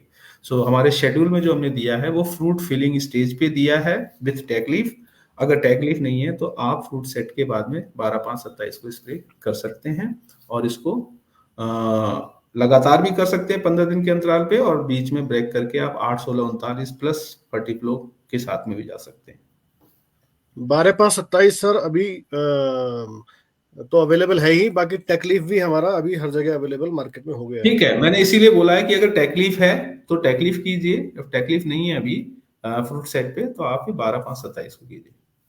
समर ऑयल के साथ जिंक कर सकते हैं, it's very risky, it is very risky Verma ji, ये बहुत ही रिस्की है। इसको एज ए मतलब नोइंग जिंक एंड ऑयल मैं तो नहीं रिकमेंड करूंगा, पर अगर करना है तो आपको बड़ा सेंसिटिवली करना पड़ेगा इसको, अदरवाइज इसको नहीं ऑयल के साथ न्यूट्रिशन ना ही करें तो बेहतर है। नहीं, जिंक स्पेशली नहीं करना है आपको। हाँ, 12/61 इज वेरी गुड राटा साहब, 1261 is very good product. Pink bud stage पे इसके रेस्पॉन्सेज नोन है और हम भी इसको रिकमेंड करते हैं। लेकिन जैसा जीपी शर्मा जी ने कहा कि if there is a odd situation, और हम नहीं जानते कि आज स्प्रे किए कल क्या सिचुएशन बनेगी, या आप जब स्प्रे कर रहे हैं आपके बागों में क्या होगा, तो मैं अपने रिकमेंडेशन में वो डोज रखता हूं जो सेफ है, जिससे मेरे को रिवर्ट में कभी किसी फार्मर का फोन ना आए कि सर आपका एडवाइस से मेरा क्रॉप खराब हो गया। हम पहले उस चीज को ध्यान में रखते हैं। दूसरा यह है कि अगर आप 1261 के एक्सपीरियंसेस से अच्छे हैं, क्योंकि कई फार्मर हैं जिन्होंने उनसे डिस्कशन होता है तो कहते हैं सर 1261 में भी मुझे अच्छा रिस्पॉन्स आ रहा है। मैं बिल्कुल करिए आप। 1261 में पिंक बर्ड पे इसलिए बताया जाता है क्योंकि आप वहां से उसकी फ्लावरिंग को इंड्यूस कर रहे हैं। ये फास्फोरस का रोल फ्लावरिंग को, मतलब वेजिटेटिव ग्रोथ को होल्ड करके फ्लावरिंग को, रिप्रोडक्टिव स्टेज को प्रमोट करने में सबसे ज्यादा उसका रोल होता है। इसलिए 1261 वहां पे किया जाना चाहिए पिंक बर्ड पे। तो आप अगर 1261 करते हैं, मेरा यही एडवाइस है, आप 1261 कीजिए आधे बागों में, और आधे बाग में आप 11-36-24 का कीजिए बोरन के साथ में। आपको ये सेफेस्ट होगा और ज्यादा बेनिफिट देने वाला सॉल्यूशन होगा। डॉक्टर साहब थोड़ा सा मैं अपनी बात रखना चाहूँगा 1261 पे और फर्टिलाइजर पे। तो बागवान भाइयों, यदि हम बात करें फोलियर फर्टिलाइजर की, तो जो न्यूट्रीवेंट सीरीज है या जो टैग लीफ है या एग्रो पावर है, अब आज जिस विषय पे हम चर्चा कर रहे हैं, केवल वो फूड ग्रेड के फर्टिलाइजर हैं, केवल स्प्रे के लिए बनाए गए हैं। उनको हम ड्रिप के माध्यम से नहीं दे सकते और सॉइल के माध्यम से नहीं दी जा सकती। यदि हम 1261 की बात करें या 5234 की बात करें तो ये ड्रिप के खाद हैं और इसको फार्मर ड्रिप के माध्यम से ज़्यादा देते हैं और फोलियर के माध्यम से कम देते हैं। तो हमारा एक प्रचलन है हिमाचल के अंदर स्टार्ट हो गया कि 1261 हमने फोलियर करना है, तो लोगों ने फोलियर किया।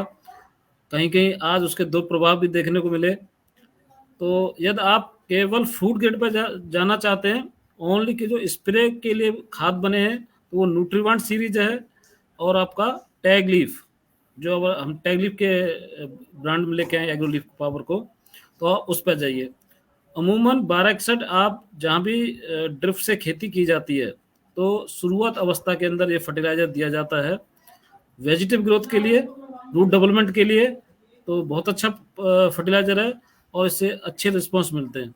तो स्पेशली ये ड्रिप के लिए खाद बनाया था और इसका प्रैक्टिस हमने फॉलो के माध्यम से कर लिया। हमारा एप्पल बड़ा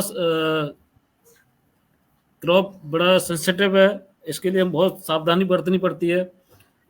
जब हमारा पिंक बर्ड आता है तो उस समय कुछ हैवी मेटल्स आपके फूल पर पड़ गए, तो डॉक्टर साहब बात कर रहे थे, तो शायद वो बहुत नुकसान करते हैं और उसका अंदाजा हमें बाद में पता लगता है। रिस्पॉन्स बहुत अच्छे हैं, फार्मर कहते हैं अच्छा रिजल्ट मिला, लेकिन किसी प्रोडक्ट का नेगेटिव रिजल्ट क्या रहेगा 2-3 साल बाद यूज करने के बाद पता लगता है। तो मेरा यही रहा कि यदि आप सुरक्षित अपनी क्रॉप को चाहते हैं और जो हैवी मेटल्स हैं उससे बचना चाहते हैं, तो आप starter, booster, fruit bond, peak bond और टैग लीफ जो हमारी सीरीज है, आप उस पर जाएं। ये फूड ग्रेड के प्रोडक्ट हैं, केवल स्प्रे के लिए बने हैं, कोई ड्रिप के लिए नहीं, सॉइल के लिए नहीं है। तो ये मेरा थोड़ा सा सुझाव था। आप इसको आपको जो अच्छा लगता है आप बेशक कर सकते हैं, लेकिन हम जो रिकमेंडेशन देते हैं फोलियर के लिए, जो हमारा डॉक्टर साहब बता रहे थे न्यूट्रीवन सीरीज और टैग लीफ सीरीज, तो हम उस पर बात करेंगे। बाद बाकी आप कीजिए जो आपके बेहतर है। Yes sir. नहीं, इसमें एक इम्पॉर्टेंट बात यह है कि मैंने प्रेजेंटेशन में भी आपको बताया था कि how to increase efficiency of foliar nutrition. Foliar nutrition में अगर कोई सर्फेक्टेंट, स्टिकर, स्प्रेडर, कोई टेक्नोलॉजी नहीं होगा तो उसका रेस्पॉन्स वैसे ही आधा हो जाता है। सो अगर आप प्राइस वाइज भी देखेंगे तो आप उसको हाफ करके, हाफ डोज पे आप उसको कैलकुलेट कीजिए, तब जाके आपको प्राइस का भी अंदाजा लग जाएगा। और न्यूट्रीवॉन्ट सीरीज वर्ल्ड बेस्ट सीरीज है एनपीके न्यूट्रिशन और प्लस माइक्रोन्यूट्रिएंट के साथ में, जिसको हमने स्टेज स्पेसिफिक एस्टेब्लिश किया है कि आपको वेजिटेटिव ग्रोथ पे करना है तो आप 1261 भी करिए, लेकिन एक बार 11-36-24 करके देखिए। आप खुद करेंगे एंड यू विल रियलाइज कि नहीं, I am going with the right nutrition. He said rightly ये MAP जो है ये वाटर सोल्यूबल फर्टिलाइजर्स हैं, सारे वाटर सोल्यूबल फर्टिलाइजर्स ड्रिप के लिए बने हैं। लेकिन चूंकि हमारे पास में उस समय पे फोलियर के लिए कोई अच्छे सॉल्यूशन नहीं थे, तो we started using these product as a foliar also, और हमने उनके रेस्पॉन्सेज देखे हैं। लेकिन आपने उसके 100% रेस्पॉन्स नहीं देखे हैं। 100% रेस्पॉन्स के लिए you have to do a comparison. आप करिए, दोनों को करके देखिए, and then let us know कि कैसा फील आप करते हैं। Nutrient series Techleaf is a safe for you, for your crop and for your environment. Any more question Suraj? एक क्वेश्चन है सर इसमें, चैन सिंह राणा जी का, ये पूछ रहे हैं कि देहरादून में ICL का डीलर है क्या? तो अभी उत्तराखंड के अंदर हम लोग परमिशन नहीं है, तो हम लोग वहाँ अभी डायरेक्टली किसी को नहीं दे रहे हैं, कोई डिस्ट्रीब्यूटर हमारा वहाँ नहीं है। But you can provide him ना? यस, लेकिन बैंक आप चैन सिंह जी मेरा नंबर नोट कर लीजिए। आपको प्रोडक्ट चाहिए देहरादून में, यहाँ से हमारे कुछ फार्मर हैं जो ऑलरेडी ड्रिप पे खेती कर रहे हैं आपके देहरादून के एरिया में, और यहाँ से हम सप्लाई भी दे रहे हैं, और लगातार 3 साल से मैं उनको प्रोडक्ट उपलब्ध करा रहा हूँ। तो आप मेरा नंबर नोट कर लीजिए 9817355551। तो आपको जो भी प्रोडक्ट चाहिए आप ले सकते हैं। इस बार हमने उत्तराखंड में कुछ फार्मर्स को यहाँ से अवेलेबल करवाया है, तो आप संपर्क कर सकते हैं, आपको अवेलेबल करवा देंगे वहाँ पे।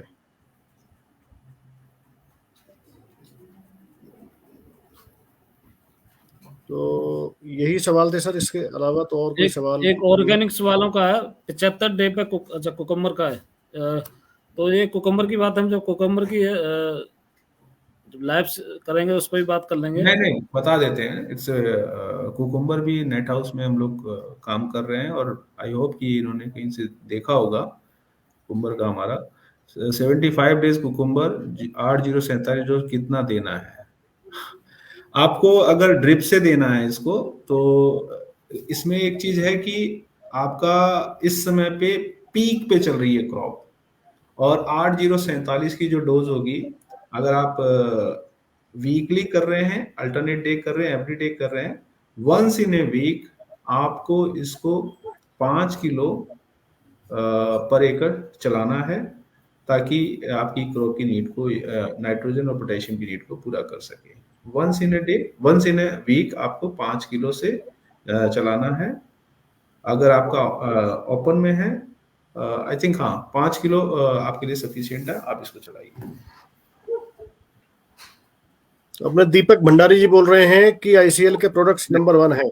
नहीं, अरुण राठा जी का क्वेश्चन है वॉलनट पे। राठा जी, मैंने अभी आपको जो शेड्यूल दिखाया उसमें वॉलनट पे वी आर सजेस्टिंग यू, अगर आपने फ्रूट सेट पे स्प्रे किया है, कोई कैल्शियम रिच स्प्रे किया है, तो और आपको इस समय पे साइज को फोकस करना है, तो आप 8, 16, 39 5 ग्राम पर लीटर और 8, 0, 47 5 ग्राम पर लीटर मिला करके आप स्प्रे कर दीजिए। Your size will improve in 7-8 days. लेकिन अगर आपने कैल्शियम मतलब पिछला जो स्प्रे है वो क्या किया है, वो मिस किया है, तो आई विल सजेस्ट कि आप एक पहले 12-5-27 का स्प्रे कीजिए, और उसके 7 दिन बाद में ये 8-16-39 का स्प्रे कीजिएगा। डॉक्टर साहब, 2 बातें हैं। जो हमारी कुछ क्रॉप हाइट वाली हैं, जहाँ पर सितंबर तक हार्वेस्टिंग होती है, जहाँ लोअर हाइट पे हमारा पीरियड टाइम कम होता है, तो उसमें इम्पैक्ट जो टाइम स्प्रे टाइम वो कितने दिन में होना चाहिए, तो वो 10 दिन 15 दिन, तो मिनिमम 10 दिन पर लेके चलें। और आपको टैग लीफ की 1 स्प्रे कर सकते हैं, और फ्रूट बंड 12-5-27 की 2 स्प्रे आवश्यक हैं। तो इस स्टेज पर आप जब आपका बॉलनट स्टेज आने वाला, पेटर फॉल से लेकर बॉन्डल तक, इस स्टेज पर जितना आप कैल्शियम देंगे उतना ही आपके फ्रूट साइज को, कैल्शियम डेफिशिएंसी को कवर कर सकते हैं। तो लास्ट में बॉलनट के बाद में कैल्शियम की आपको शायद इतनी आवश्यकता नहीं है। इस स्टेज पे कैल्शियम की बहुत ज़्यादा आवश्यकता है। विद पोटास, विद मैग्नीशियम के साथ में यदि आपको कोई ऐसा प्रोडक्ट मिल रहा है जिसमें नाइट्रोजन भी है, फास्फोरस भी है, पोटास भी है, कैल्शियम भी है, मैग्नीशियम प्लस माइक्रोन्यूट्रिएंट का और मिक्सचर है विद टेक्नोलॉजी के साथ में, इससे अच्छा आपके पास कोई प्रोडक्ट नहीं हो सकता। एक ही प्रोडक्ट के अंदर सारा समुद्र आपके पास है, तो आप इसको जरूर इस्तेमाल करें। तो बार बार जो क्वेश्चन आ रहे हैं पेटर फॉल के बाद क्या, तो आप टैग लीफ, और जहाँ कुछ वेराइटियाँ हैं जहाँ पर पॉडी मिल्डू की शिकायत रहती है, तो हम उस पर पीक पॉइंट पे भी जा सकते हैं, तो आप किसी फंजीसाइड का यूज कर सकते हैं। तो जैसा नहीं, मेन जी ने बताया, इसमें जीपी ऐसे कंफ्यूज नहीं करेंगे। इसमें सिंपल सा है, अगर आपको पाउडरी मिल्डी के लिए जब भी स्प्रे करते हैं आप, तो पाउडरी मिल्डी का स्प्रे करते हुए अगर आप 04932 ले लेंगे, तो वो आपके फंजीसाइड के इफेक्ट को और बेहतर करेगा, पाउडरी मिल्डी को बहुत हद तक खत्म करने में हेल्प करेगा। क्योंकि खासतौर से गालाज में ये बहुत सेंसिटिविटी देखी गई है पाउडरी मिल्डी को लेके, और पिछले 3-4 सालों में जीपी शर्मा जी और हम लोगों ने जितना भी अनुभव किया है उसमें यही है कि 04932 काफी अच्छा हेल्प करता है, खासतौर से जब आप पाउडरी मिल्डी के लिए कोई स्प्रे कर रहे हैं। तो फॉर द स्प्रे आप इसकी डोज को ले सकते हैं, ज्यादा नहीं लीजिए। अगर आपका स्प्रे क्योंकि हैवी है और आप सारे न्यूट्रिशन कर रहे हैं साथ में, तो आप सिर्फ 2.5-3 ग्राम भी पर लीटर ले लेंगे तो सफिशियंट होगा। अदरवाइज 5 ग्राम तक आप मैक्सिमम उसके साथ जा सकते हैं, उससे ज्यादा नहीं जाना है। Any more? दीपक भंडारी जी बोल रहे हैं कि आईसीएल के प्रोडक्ट नंबर 1 है। Thank you very much, Deepak ji. We are glad to hear that you are satisfied and you are appreciating us. We are always here to support, to grow, not only ICL but our farmers. तो अभी और questions नहीं है, तो sir आपका बहुत बहुत धन्यवाद। नहीं, मैं अभी एक चंदेल मुकेश जी का है, एक ऑर्गेनिक्स वालों का अभी ड्रॉप किया, तो उसको शो करें सूरज। जी सर, कौन सा? चंदेल मुकेश।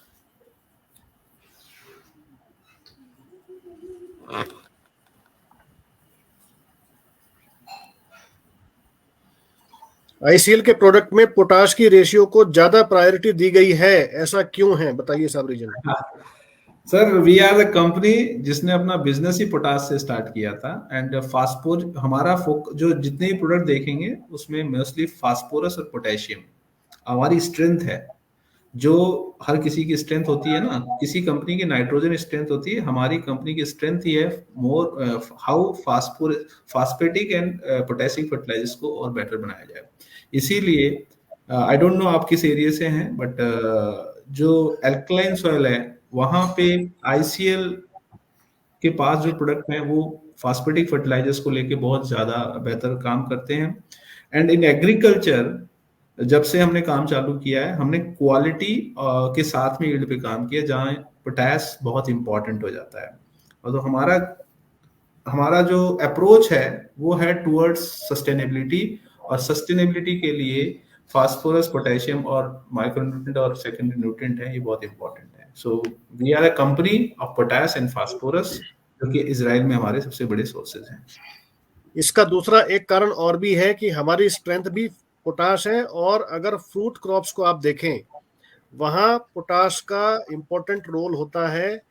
किसी भी पर्पस से आप देख लीजिए, चाहे फ्रूट क्वालिटी को लेकर के, वो ठीक है, but his question was why we are so much focused on potash, because we are a company which is having world best potassium and phosphoric sources.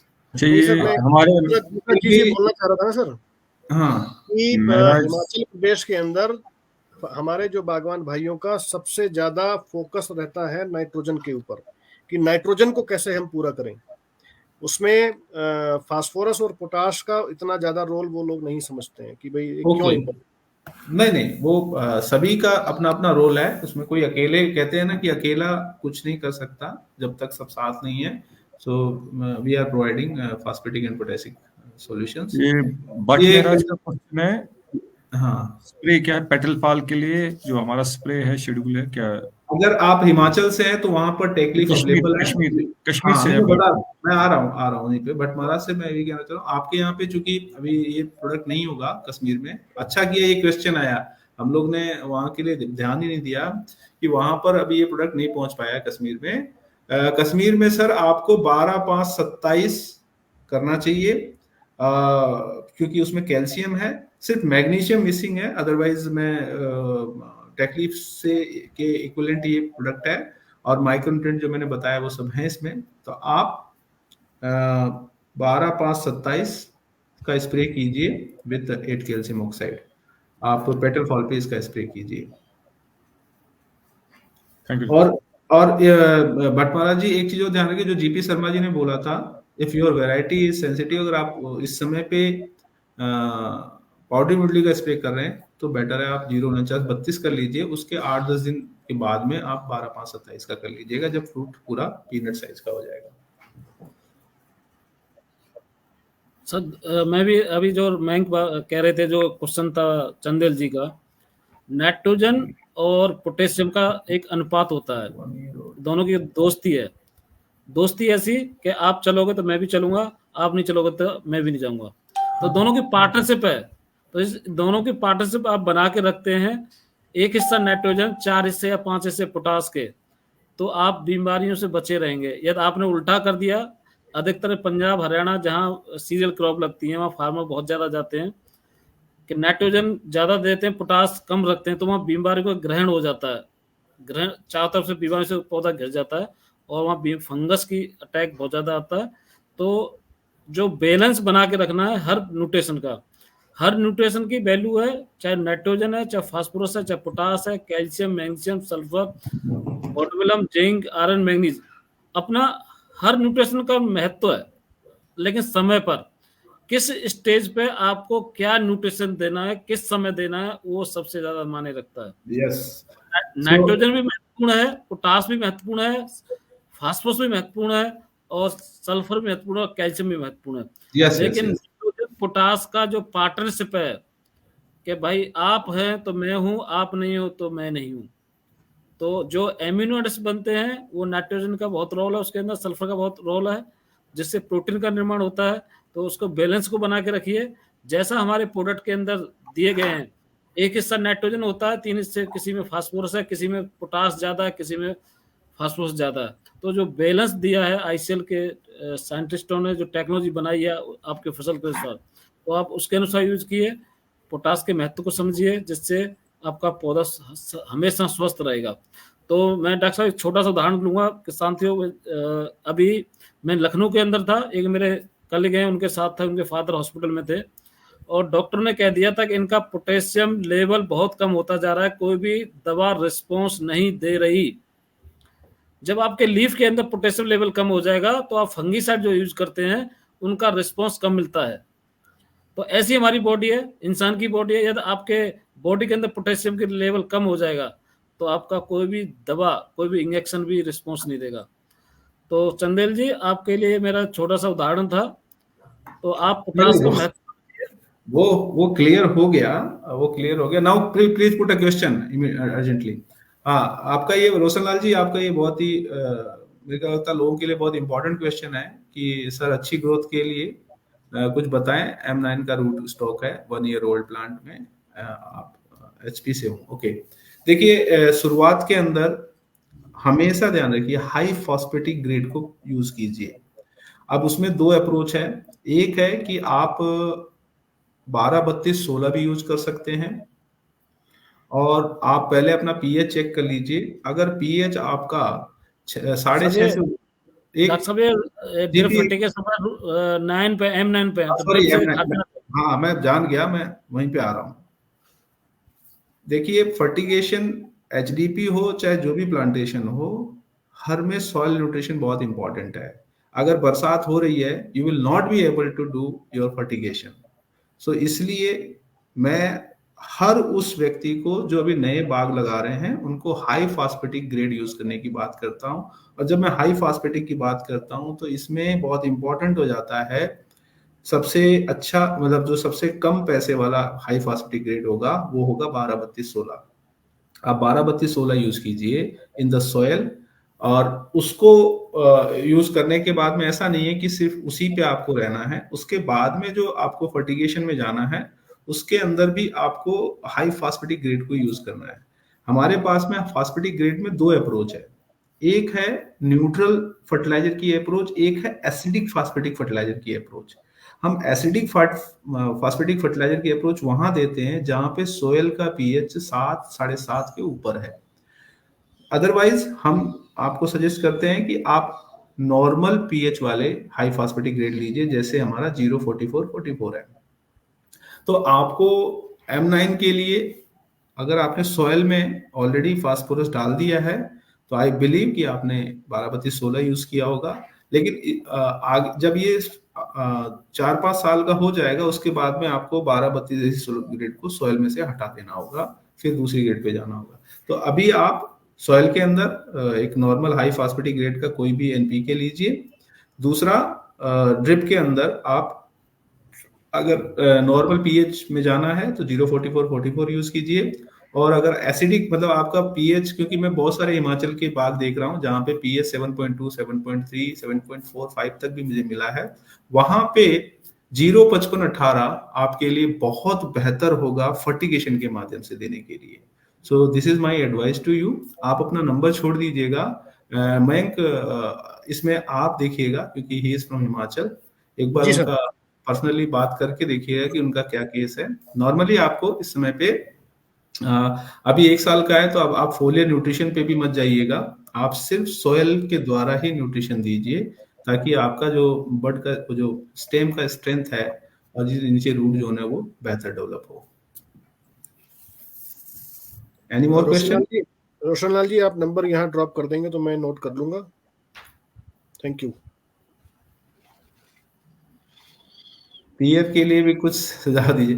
पियर देखिए, ये जो फ्रूट है लगभग एक ही एनवायरनमेंट में होते हैं, तो इसमें कुछ ज्यादा चेंजेस की जरूरत नहीं है। बट जैसा मैं जानता हूँ कि पियर में we are making more less effort, और मेरा ये मानना है कि जबरदस्ती न्यूट्रिशन नहीं देना, पर इसकी भी रिक्वायरमेंट है। अगर आपको लग रहा है कि तो इसमें भी आप एप्पल का ही एक पोर्शन चला सकते हैं फोलियर न्यूट्रिशन में, इसको भी सेम चीजें आप चला करके इसको भी एक अच्छा फ्रूट मतलब पैदावार में और बढ़ा सकते हैं। क्योंकि मैं अभी एज सच रेडी नहीं हूँ इसमें क्या बताना है, लेकिन दोनों का अगर देखेंगे तो स्वरूप एक जैसा ही है। पर ये थोड़ा ज्यादा वाइल्ड प्लांट था, अभी इसको थोड़ा सा लगाया गया है और बेहतर तरीके से, तो इसमें भी फोलियर के जो न्यूट्रिशन है वो सेम चल सकते हैं, उसी स्टेजेस पे आप इसको चला सकते हैं। नहीं, पियर में सर इस समय पियर क्या है कि सेट हो गया है पियर अभी। हाँ, पियर थोड़ा आगे चल रहा है, इससे आगे चलता ही हो है। गई है।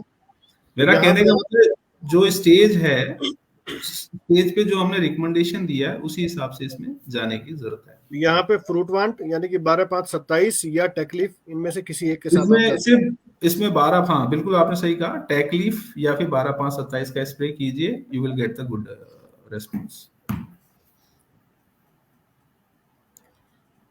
Any more? तो आई थिंक सभी क्वेश्चंस हो गए हैं। एक कृष्णा कुमार सैन जी हैं, हमारे स्टेट में सेब की खेती नहीं होती इसलिए हम कुछ नहीं बता सकते। धन्यवाद, आपने हमारे फेसबुक साथ रहे और कमेंट किया। तो नहीं, वो कहाँ से हैं? ये बताया नहीं इन्होंने कहाँ से हैं। स्टेट नहीं बताया उन्होंने सर। अच्छा, चलिए, एप्पल का नॉलेज बहुत इंपॉर्टेंट है। एप्पल पहले सिर्फ हिमालय एरिया में ही होता था, रेस्ट्रिक्टेड था। आज महाराष्ट्र में हो रहा है, आज कर्नाटका में हो रहा है, आज थोड़ा भी, क्योंकि वेराइटीज धीरे धीरे चेंज हो रही हैं, लो चिलिंग पे भी हो रही हैं, तो करनाल में भी हो रहा है सर। ओके, ये अच्छा क्वेश्चन था। आईसीएल का जो प्रोडक्ट है उसको 200 ml 200 लीटर में कितना देना चाहिए? सी, इसमें जब हम बोलते हैं 5 ग्राम पर लीटर की डोज बोलते हैं, इसका मतलब है 1 किलो 200 लीटर पानी में। जब हम 10 ग्राम बोलते हैं उसका मतलब है 2 किलो पर लीटर 200 लीटर पानी में। तो आप इसको मिला करके स्प्रे कर सकते हैं।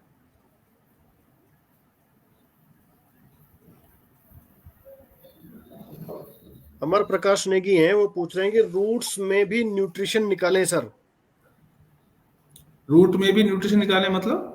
इनका कहने का मतलब यह है कि नीचे जमीन में डालने के लिए भी न्यूट्रिशन बताएं आप कोई, या आप बताएं। मैंने बताया ना, मैंने सर सॉरी, हो सकता है नेगी सर वहां से हैं, उत्तराखंड से होंगे ये। सॉइल के लिए जी बिल्कुल, हमने सॉइल के लिए भी बताया है। एक मेरा प्रोडक्ट एडवाइस है, उसका लिंक भी आप दे दीजिएगा तो उसमें भेज देंगे। सॉइल के लिए एक्चुअली हमने अगर आपका ये ट्रेडिशनल ऑर्चर्ड है, जो पुराने तरीके का ऑर्चर्ड है जिसमें आप मिट्टी में डायरेक्ट खाद डालते हैं, यानी कि रॉयल डिलीशियस, रॉयल के पौधे हैं, रॉयल के है ना, तो उसमें हमने जो सजेस्ट किया हुआ है, मोर देन 10 ईयर में आपको 2 किलो पॉलीसल्फेट देने की जरूरत है। अगर आपने एनपीके दे दिया है तो आपको अभी भी समय है, आप पॉलीसल्फेट डाल सकते हैं। और उसके साथ में दो अप्रोच है। कश्मीर में यूरिया यूज करते हैं नाइट्रोजन के लिए, और हिमाचल के अंदर वो लोग कैल्शियम नाइट्रेट यूज करते हैं नाइट्रोजन के लिए। उनका ये मानना है कि यूरिया से हमारे यहाँ पे मार्सिनोना या कई बीमारियां ज्यादा आती हैं। मेरा ये कहना है, आप नाइट्रोजन यूज करते हैं, अगर यूरिया यूज करना है फ्लावरिंग स्टेज तक आप यूरिया यूज कर सकते हैं। पहली चीज ध्यान रखिएगा। अगर आप यूरिया नहीं यूज करते हैं तो कैल्शियम नाइट्रेट या नाइट्रेट वाली कोई भी खाद आप कभी भी यूज कीजिए, वो सही है। फ्रूट सेट के बाद में आपको नाइट्रोजन की खाद जमीन में देने की जरूरत नहीं है, क्योंकि प्लांट की जो लीव्स होती हैं या जो उसका जो भी ट्रंक होता है, ये स्टोरेज होता है। आप हमेशा ध्यान रखिए, सॉइल न्यूट्रिशन कभी भी डायरेक्ट फल को नहीं जाता है, it go into the leaves part. वहां से वो अपना जो भी फोटोसिंथेसिस या स्टिमुलेट बनता है वो फिर ट्रांसफर होता है क्रॉप के अंदर। सो सॉइल न्यूट्रिशन में इस समय पे I suggest you polysulphate, I suggest you अगर नाइट्रोजन में जाना है तो आप कैल्शियम नाइट्रेट ले सकते हैं, आप पोटेशियम नाइट्रेट ले सकते हैं, आप कोई भी ले सकते हैं। इसके अलावा जब भी आप खाद डालें तो ये ध्यान रखिए कि कम से कम 1 मीटर की डिस्टेंस से डालें। जब यूरिया डालें तो यूरिया हवा में खुली नहीं रहनी चाहिए, क्योंकि यूरिया का सबसे बड़ा लॉसेज है नाइट्रोजन का। खासतौर से फिरोज साहब आप कश्मीर के लिए बता सकते हैं लोगों को कि यूरिया जितनी देर हवा में रहता है उतना तेजी से नुकसान होता है। और हर साल यूरिया जितना हिंदुस्तान वर्ल्ड में यूज होता है 200 मिलियन कार के बराबर का जो ग्रीन हाउस गैस एमिशन है उसमें उसके बराबर का कंट्रीब्यूट करता है यूरिया। तो यूरिया डालने के लिए बहुत जरूरी है कि जैसे ही आप डालें वो तुरंत मिट्टी में दब जाना चाहिए। जितनी देर भी वो रहेगा वो अमोनिया लॉसेस होगा, वो टेम्परेचर को गर्म करेगा और नाइट्रोजन जो पौधे को मिलना था वो हवा में उड़ जाएगा। लेकिन नाइट्रोजन में ये प्रॉब्लम नहीं है, उसको आप डाल सकते हैं, लेकिन उसमें यही है कि अगर उसको डालने के बाद बरसात ज्यादा हो गई तो वो फिर लीचिंग के माध्यम से वो उड़ जाएगा। तो दोनों में ही प्रॉब्लम है। इसलिए जब भी नाइट्रोजन का प्रोडक्ट यूज करें सॉइल के अंदर, पॉलीसल्फेट उसमें जरूर यूज करें। पॉलीसल्फेट इस नाइट्रोजन के लॉस को बहुत हद तक कम करने में आपको हेल्प करेगा। और इसको मिक्स करेंगे तो चाहे वो यूरिया के साथ करें, चाहे वो कैल्शियम नाइट्रेट के साथ करें, चाहे वो 12-6-22 के साथ बात करें, इन तीनों के साथ ही जब भी आप इसको यूज करेंगे it will improve the response of nitrogen, it will improve the response of phosphorus. Doctor साहब, ये आपने बहुत अच्छा अनुभव शेयर किया है कश्मीर के लिए। मैं अब लगा 2 साल से कश्मीर जा रहा हूँ और 15 साल से मैं हिमाचल देख रहा हूँ। तो हिमाचल में कैल्शियम नाइट्रेट यूज कर रहे हैं और वहाँ पर आपका यूरिया यूज कर रहे थे। जो स्कैब है लास्ट में जब गया प्लांट के अंदर, जो फ्रूट के अंदर स्कैब थी, जो नाइट्रोजन का आप गैस का बता रहे थे उसका इम्पैक्ट देखने को मिलता है। तो आपका अनुभव बहुत अच्छा है और मैं 2 साल से मैंने भी उसको देखा। नहीं, ये नॉट ओनली इन एप्पल, ये तो न्यूट्रिशनली हमारा इतना स्टडी हो चुका है कि आप अगर FYM गोबर की खाद भी डालते हैं उसके नाइट्रोजन को भी ये होल्ड करता है, अदरवाइज वो भी अमोनिया से लॉस हो जाता है। यूरिया के तो सीधे डायरेक्ट बने। अभी आप देखिए एक प्रोडक्ट FCO में आया है, एक प्रोडक्ट आया है urea SSP। That urea SSP जो आया है उसका लॉजिक जो दिया गया है कि वो सल्फर जो है that will hold this things, पर उसमें जो पॉलीसल्फेट को अगर मैं वहां पे डाल देता हूं तो वो यूरिया के रिस्पॉन्स को कई गुना बेहतर कर देगा किसी और प्रोडक्ट के साथ में। तो आप यूरिया जब भी यूज करें, ये थंब रूल बना लें। खासतौर से फिरोज साहब आपको अपने फार्मर को बताने की जरूरत है क्योंकि वहां एप्पल में सबसे ज्यादा यूज करते हैं। उससे मिक्स करने के बाद में आप डलवाइए तो ये एनवायरमेंट के लिए सेफ है और क्रॉप के लिए ये ज्यादा मजेदार होगा। Now I am coming on Narayan Chandel ji question, apple set के बाद भी पॉलीसल्फेट। यस सर, एप्पल ये जो समय है बड ब्रश से लेकर के फ्रूट सेट के समय, यहाँ पे आप कभी भी डाल सकते हैं। इसमें एप्पल के अंदर एक ही सबसे बड़ा जो इशू रहता है कि मॉइस्चर कब होगा। तो हमारा ये कहना है when ever you have a moisture, और जब भी आप कोई फर्टिलाइजर सेल में डालने जा रहे हैं उसके साथ में पॉलीसल्फेट आप डाल सकते हैं। Polysulphate 50-60% response to this year crop. Next year की जो फ्लावर बड है उसको इंप्रूव करने में पॉलीसल्फेट का सबसे बड़ा योगदान है। उसको आप अगले साल चेक कर सकते हैं। तो जब भी फार्मर यूज करता है तो वो शायद कभी कभी वो कहता है सर मजा तो आया लेकिन जितना सोचा था उतना मजा नहीं आया। नहीं, मैं कहता हूँ कि ये ऐसी चीज है, इसका मजा जो है ना एक बार में नहीं लेना, इसको आप करते जाइए, आपको साल दर साल इसका मजा अपने बागों में देखने को मिलेगा। एकमात्र एग्रीकल्चर सस्टेनेबिलिटी का प्रोडक्ट है, इसका नाम ही मैंने इसलिए रखा है polysulphate natural mineral fertiliser for sustainable agriculture. अगर वर्ल्ड की एग्रीकल्चर को सस्टेनेबल बनाना है और बेहतर करना है, एनवायरनमेंट को सेफ रखना है, तो पॉलीसल्फेट चाहिए। कंस्टेंट क्या है कि आज वर्ल्ड में इतना ज्यादा पॉलीसल्फेट उपलब्ध नहीं है, हो सकता है आगे और पॉलीसल्फेट मिले, ज्यादा मात्रा में मिले। हमें जिस भी ब्रांड में पॉलीसल्फेट मिले, चाहे वो आईसीएल पॉलीसल्फेट मिले या किसी और कंपनी का सल्फेट मिले, polysulphate having calcium magnesium sulphur, ये पोटेशियम मैग्नीशियम और नाइट्रोजन तीनों के रेस्पॉन्सेस को बेहतर करने के लिए एक बहुत ही उम्दा प्रोडक्ट है। आप इसको जरूर यूज कीजिए और 1 साल से 2 साल आप बस अपने बगीचे में इसको यूज कीजिए लगातार। तीसरे साल आप मुझसे पूछेंगे नहीं कि इसे कितना और कब डालना है। सर लास्ट सर ये ईयर बहुत इंटरेस्टिंग क्वेश्चन है, मैं इसको थोड़ा सा ब्रीफ कर दूं सर। इनका पूछने का जो मतलब है कि जो अर्ली लीफ फॉल हुआ था, जैसे मैंने आपको डिस्कशन फोन पे हुआ था कि जुलाई अगस्त में जो पत्तियां गिर गई थी, तो उसके बाद भी हम न्यूट्रिशन डाल सकते हैं क्या? एक तो लीफ फॉल होता है अपने टाइम पे नवंबर में आकर के, तब तो डोरमेंसी वाला हमारा टाइम शुरू हो जाता है, लेकिन ये लास्ट ईयर ज्यादा बारिश मॉइस्चर होने की वजह से जुलाई अगस्त में ही पत्तियां गिर गई थी, तो उसके बाद इनका सवाल बेसिकली ये है कि तब भी हम खाद डाल सकते हैं क्या? देखिए, जमीन की खाद का जो योगदान है वो बहुत महत्वपूर्ण है, और अगर वो आप सही से करेंगे तो ये बहुत समय तक लीफ फॉल को अवॉइड भी करने में हेल्प करेगा, और आपको करना चाहिए। जहां तक फोलियर है, इफ अगर लीफ खत्म हो गया तो फोलियर का रेस्पॉन्स जो है, जो होना चाहिए, वो घट के 25% पे आ जाता है। तो जो सवाल आपका मैं समझ पाया हूँ विद द रेफरेंस मयंक जी, कि पिछली बार एनवायरमेंटल इश्यूज या बहुत सी चीज प्रीमेच्योर लीफ फॉल हुआ था, अगर वैसी कंडीशन हो रही है तो वहां पे सिर्फ फोलियर सॉइल न्यूट्रिशन ही इंपॉर्टेंट होगा, क्योंकि लीफ नहीं है तो आपका एरिया स्प्रे घट जाता है, तो आपको वो नहीं करना है, पर वहां पे भी इंपॉर्टेंट है अभी। इसीलिए इस साल बहुत सारी इश्यूज हम देख पा रहे हैं। हो सकता है लोगों ने पिछले साल सॉइल न्यूट्रिशन, क्योंकि मैंने जो ट्रायल दिए थे उसमें भी हमारे साइंटिस्ट ने बोला कि मौसम ऐसा रहा है सर कि हम न्यूट्रिशन नहीं दे पाए, तो we need 1 more year to study it. हमने एक्सटेंड किया अपने ट्रायल्स को। तो आप इसमें बिल्कुल डाउटफुल नहीं रहिए, आप उसको न्यूट्रिशन दीजिए। हाँ, इसमें ध्यान रखिए कि जो स्लो मूविंग है, जैसे नाइट्रोजनस फर्टिलाइजर है, इसमें आप यस नाइट्रेट वाले लेके जाएंगे, और जो आपका फास्फोरस और वो तो आप जो दिए हैं वो काफी है उसके लिए। लास्ट ईयर सर एक और इंसिडेंट देखा गया था कि जब अर्ली लीफ फॉल हुआ तो उसके बाद फिर लोगों ने नाइट्रोजन एप्लीकेशन किया सॉइल में, देन उसके बाद जो भी आपकी जो बर्ड्स थी वो बरस्ट हुई, और उसमें अक्टूबर में जाकर के फ्लावरिंग शुरू हो गई। ये भी इंसिडेंट हमने देखा था, क्योंकि अर्ली लीफ फॉल हुआ जुलाई में, अगस्त सितंबर में लोगों ने फिर से नाइट्रोजन, अक्टूबर में जाकर के नाइट्रोजन दिया, और वो जो बीमे बने थे वो बर्स्ट हो गए, और उसमें से फ्लावरिंग शुरू हो गई।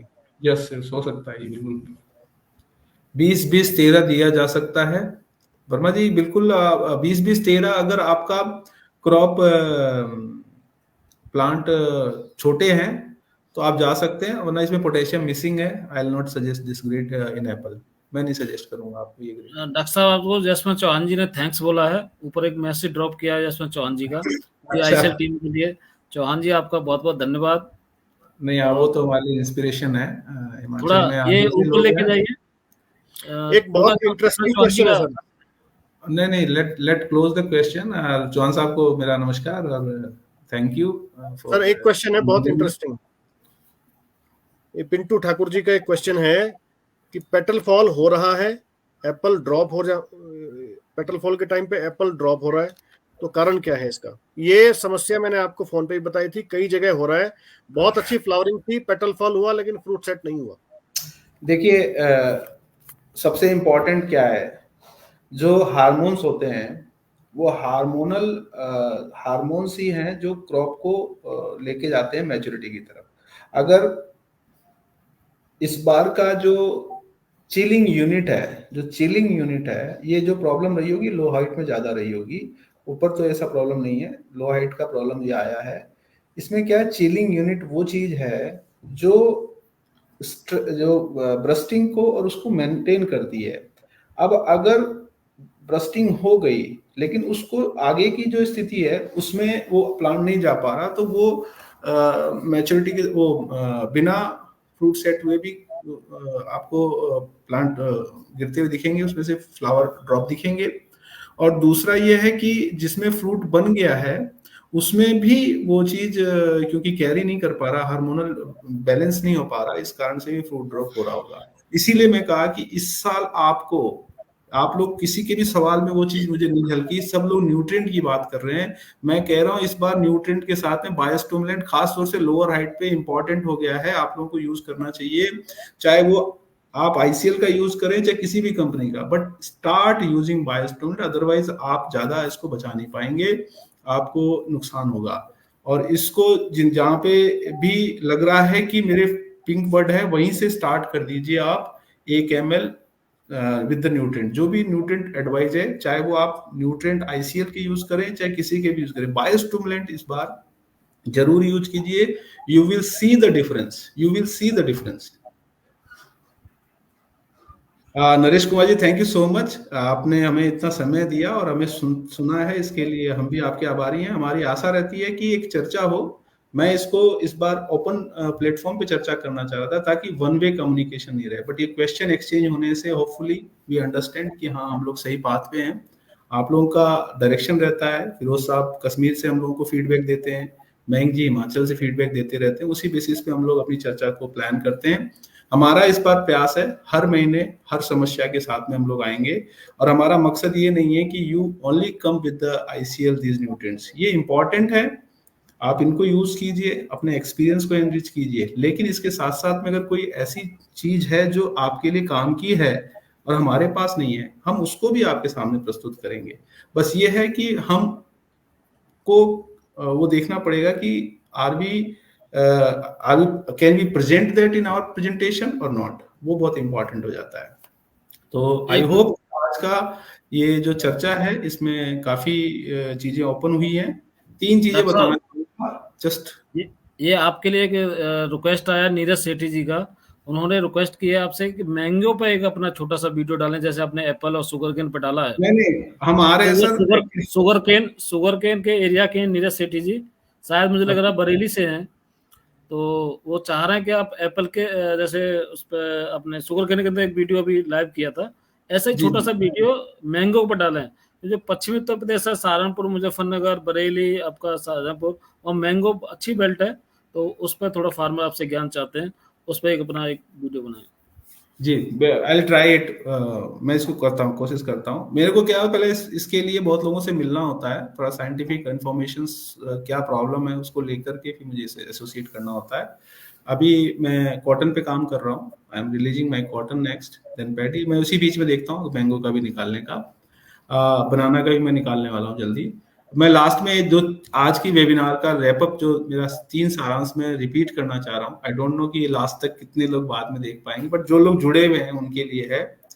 पहली चीज, if you have a time, ये सही समय है सॉइल न्यूट्रिशन का। फिरोज साहब आप कश्मीर में बताइए, और आप बताइए मयंक जी, कि जो हमारा रिकमेंडेशन एनपीके का है विद पॉलीसल्फेट, उसको मीट करना बहुत जरूरी है।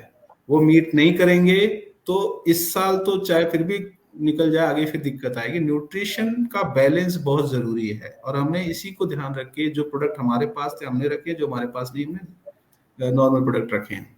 दूसरा है फोलियर न्यूट्रिशन जो पिछली साल की कमियां हैं उसको इमीडिएट मीट करने का एकमात्र रास्ता है। मैंने ये नॉर्मल कंडीशन के लिए बताया, बट जीपी शर्मा जी ने बड़ा अच्छा हाईलाइट किया, थैंक यू फॉर दिस, कि आप की परिस्थितियां अगर विपरीत हैं तो आपको स्प्रे को मल्टीपल टाइम बढ़ाना पड़ेगा। 6 से 8 स्प्रे कर सकते हैं। उसमें आपको ये देखना है कि 12, 5, 27 के साथ में जाना है, उसको बढ़ाना है, या टैक लीफ को बढ़ाना है।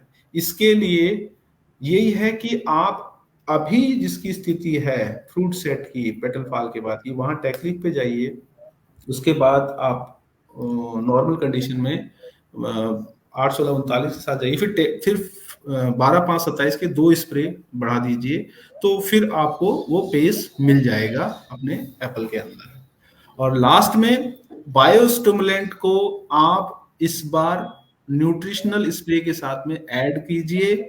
It will make your crop more profitable. Otherwise nutrient तो अपना काम कर रहे हैं, बट एडवर्स फैक्टर में न्यूट्रीवॉन्ट और ये जितना अपना काम कर रहे हैं उसको अगर के साथ में अगर आप इसको लेते हैं तो भी बेटर है। नॉर्मल के फर्टिलाइजर के साथ में भी आप इसको लेके चलते हैं तो भी थोड़ी रिकवरी आपको बेहतर मिलेगी। This is what I wanted to communicate. Thank you very much for your time. Thank you Mayank for organising this webinar. Thank you GP sir, Firoz.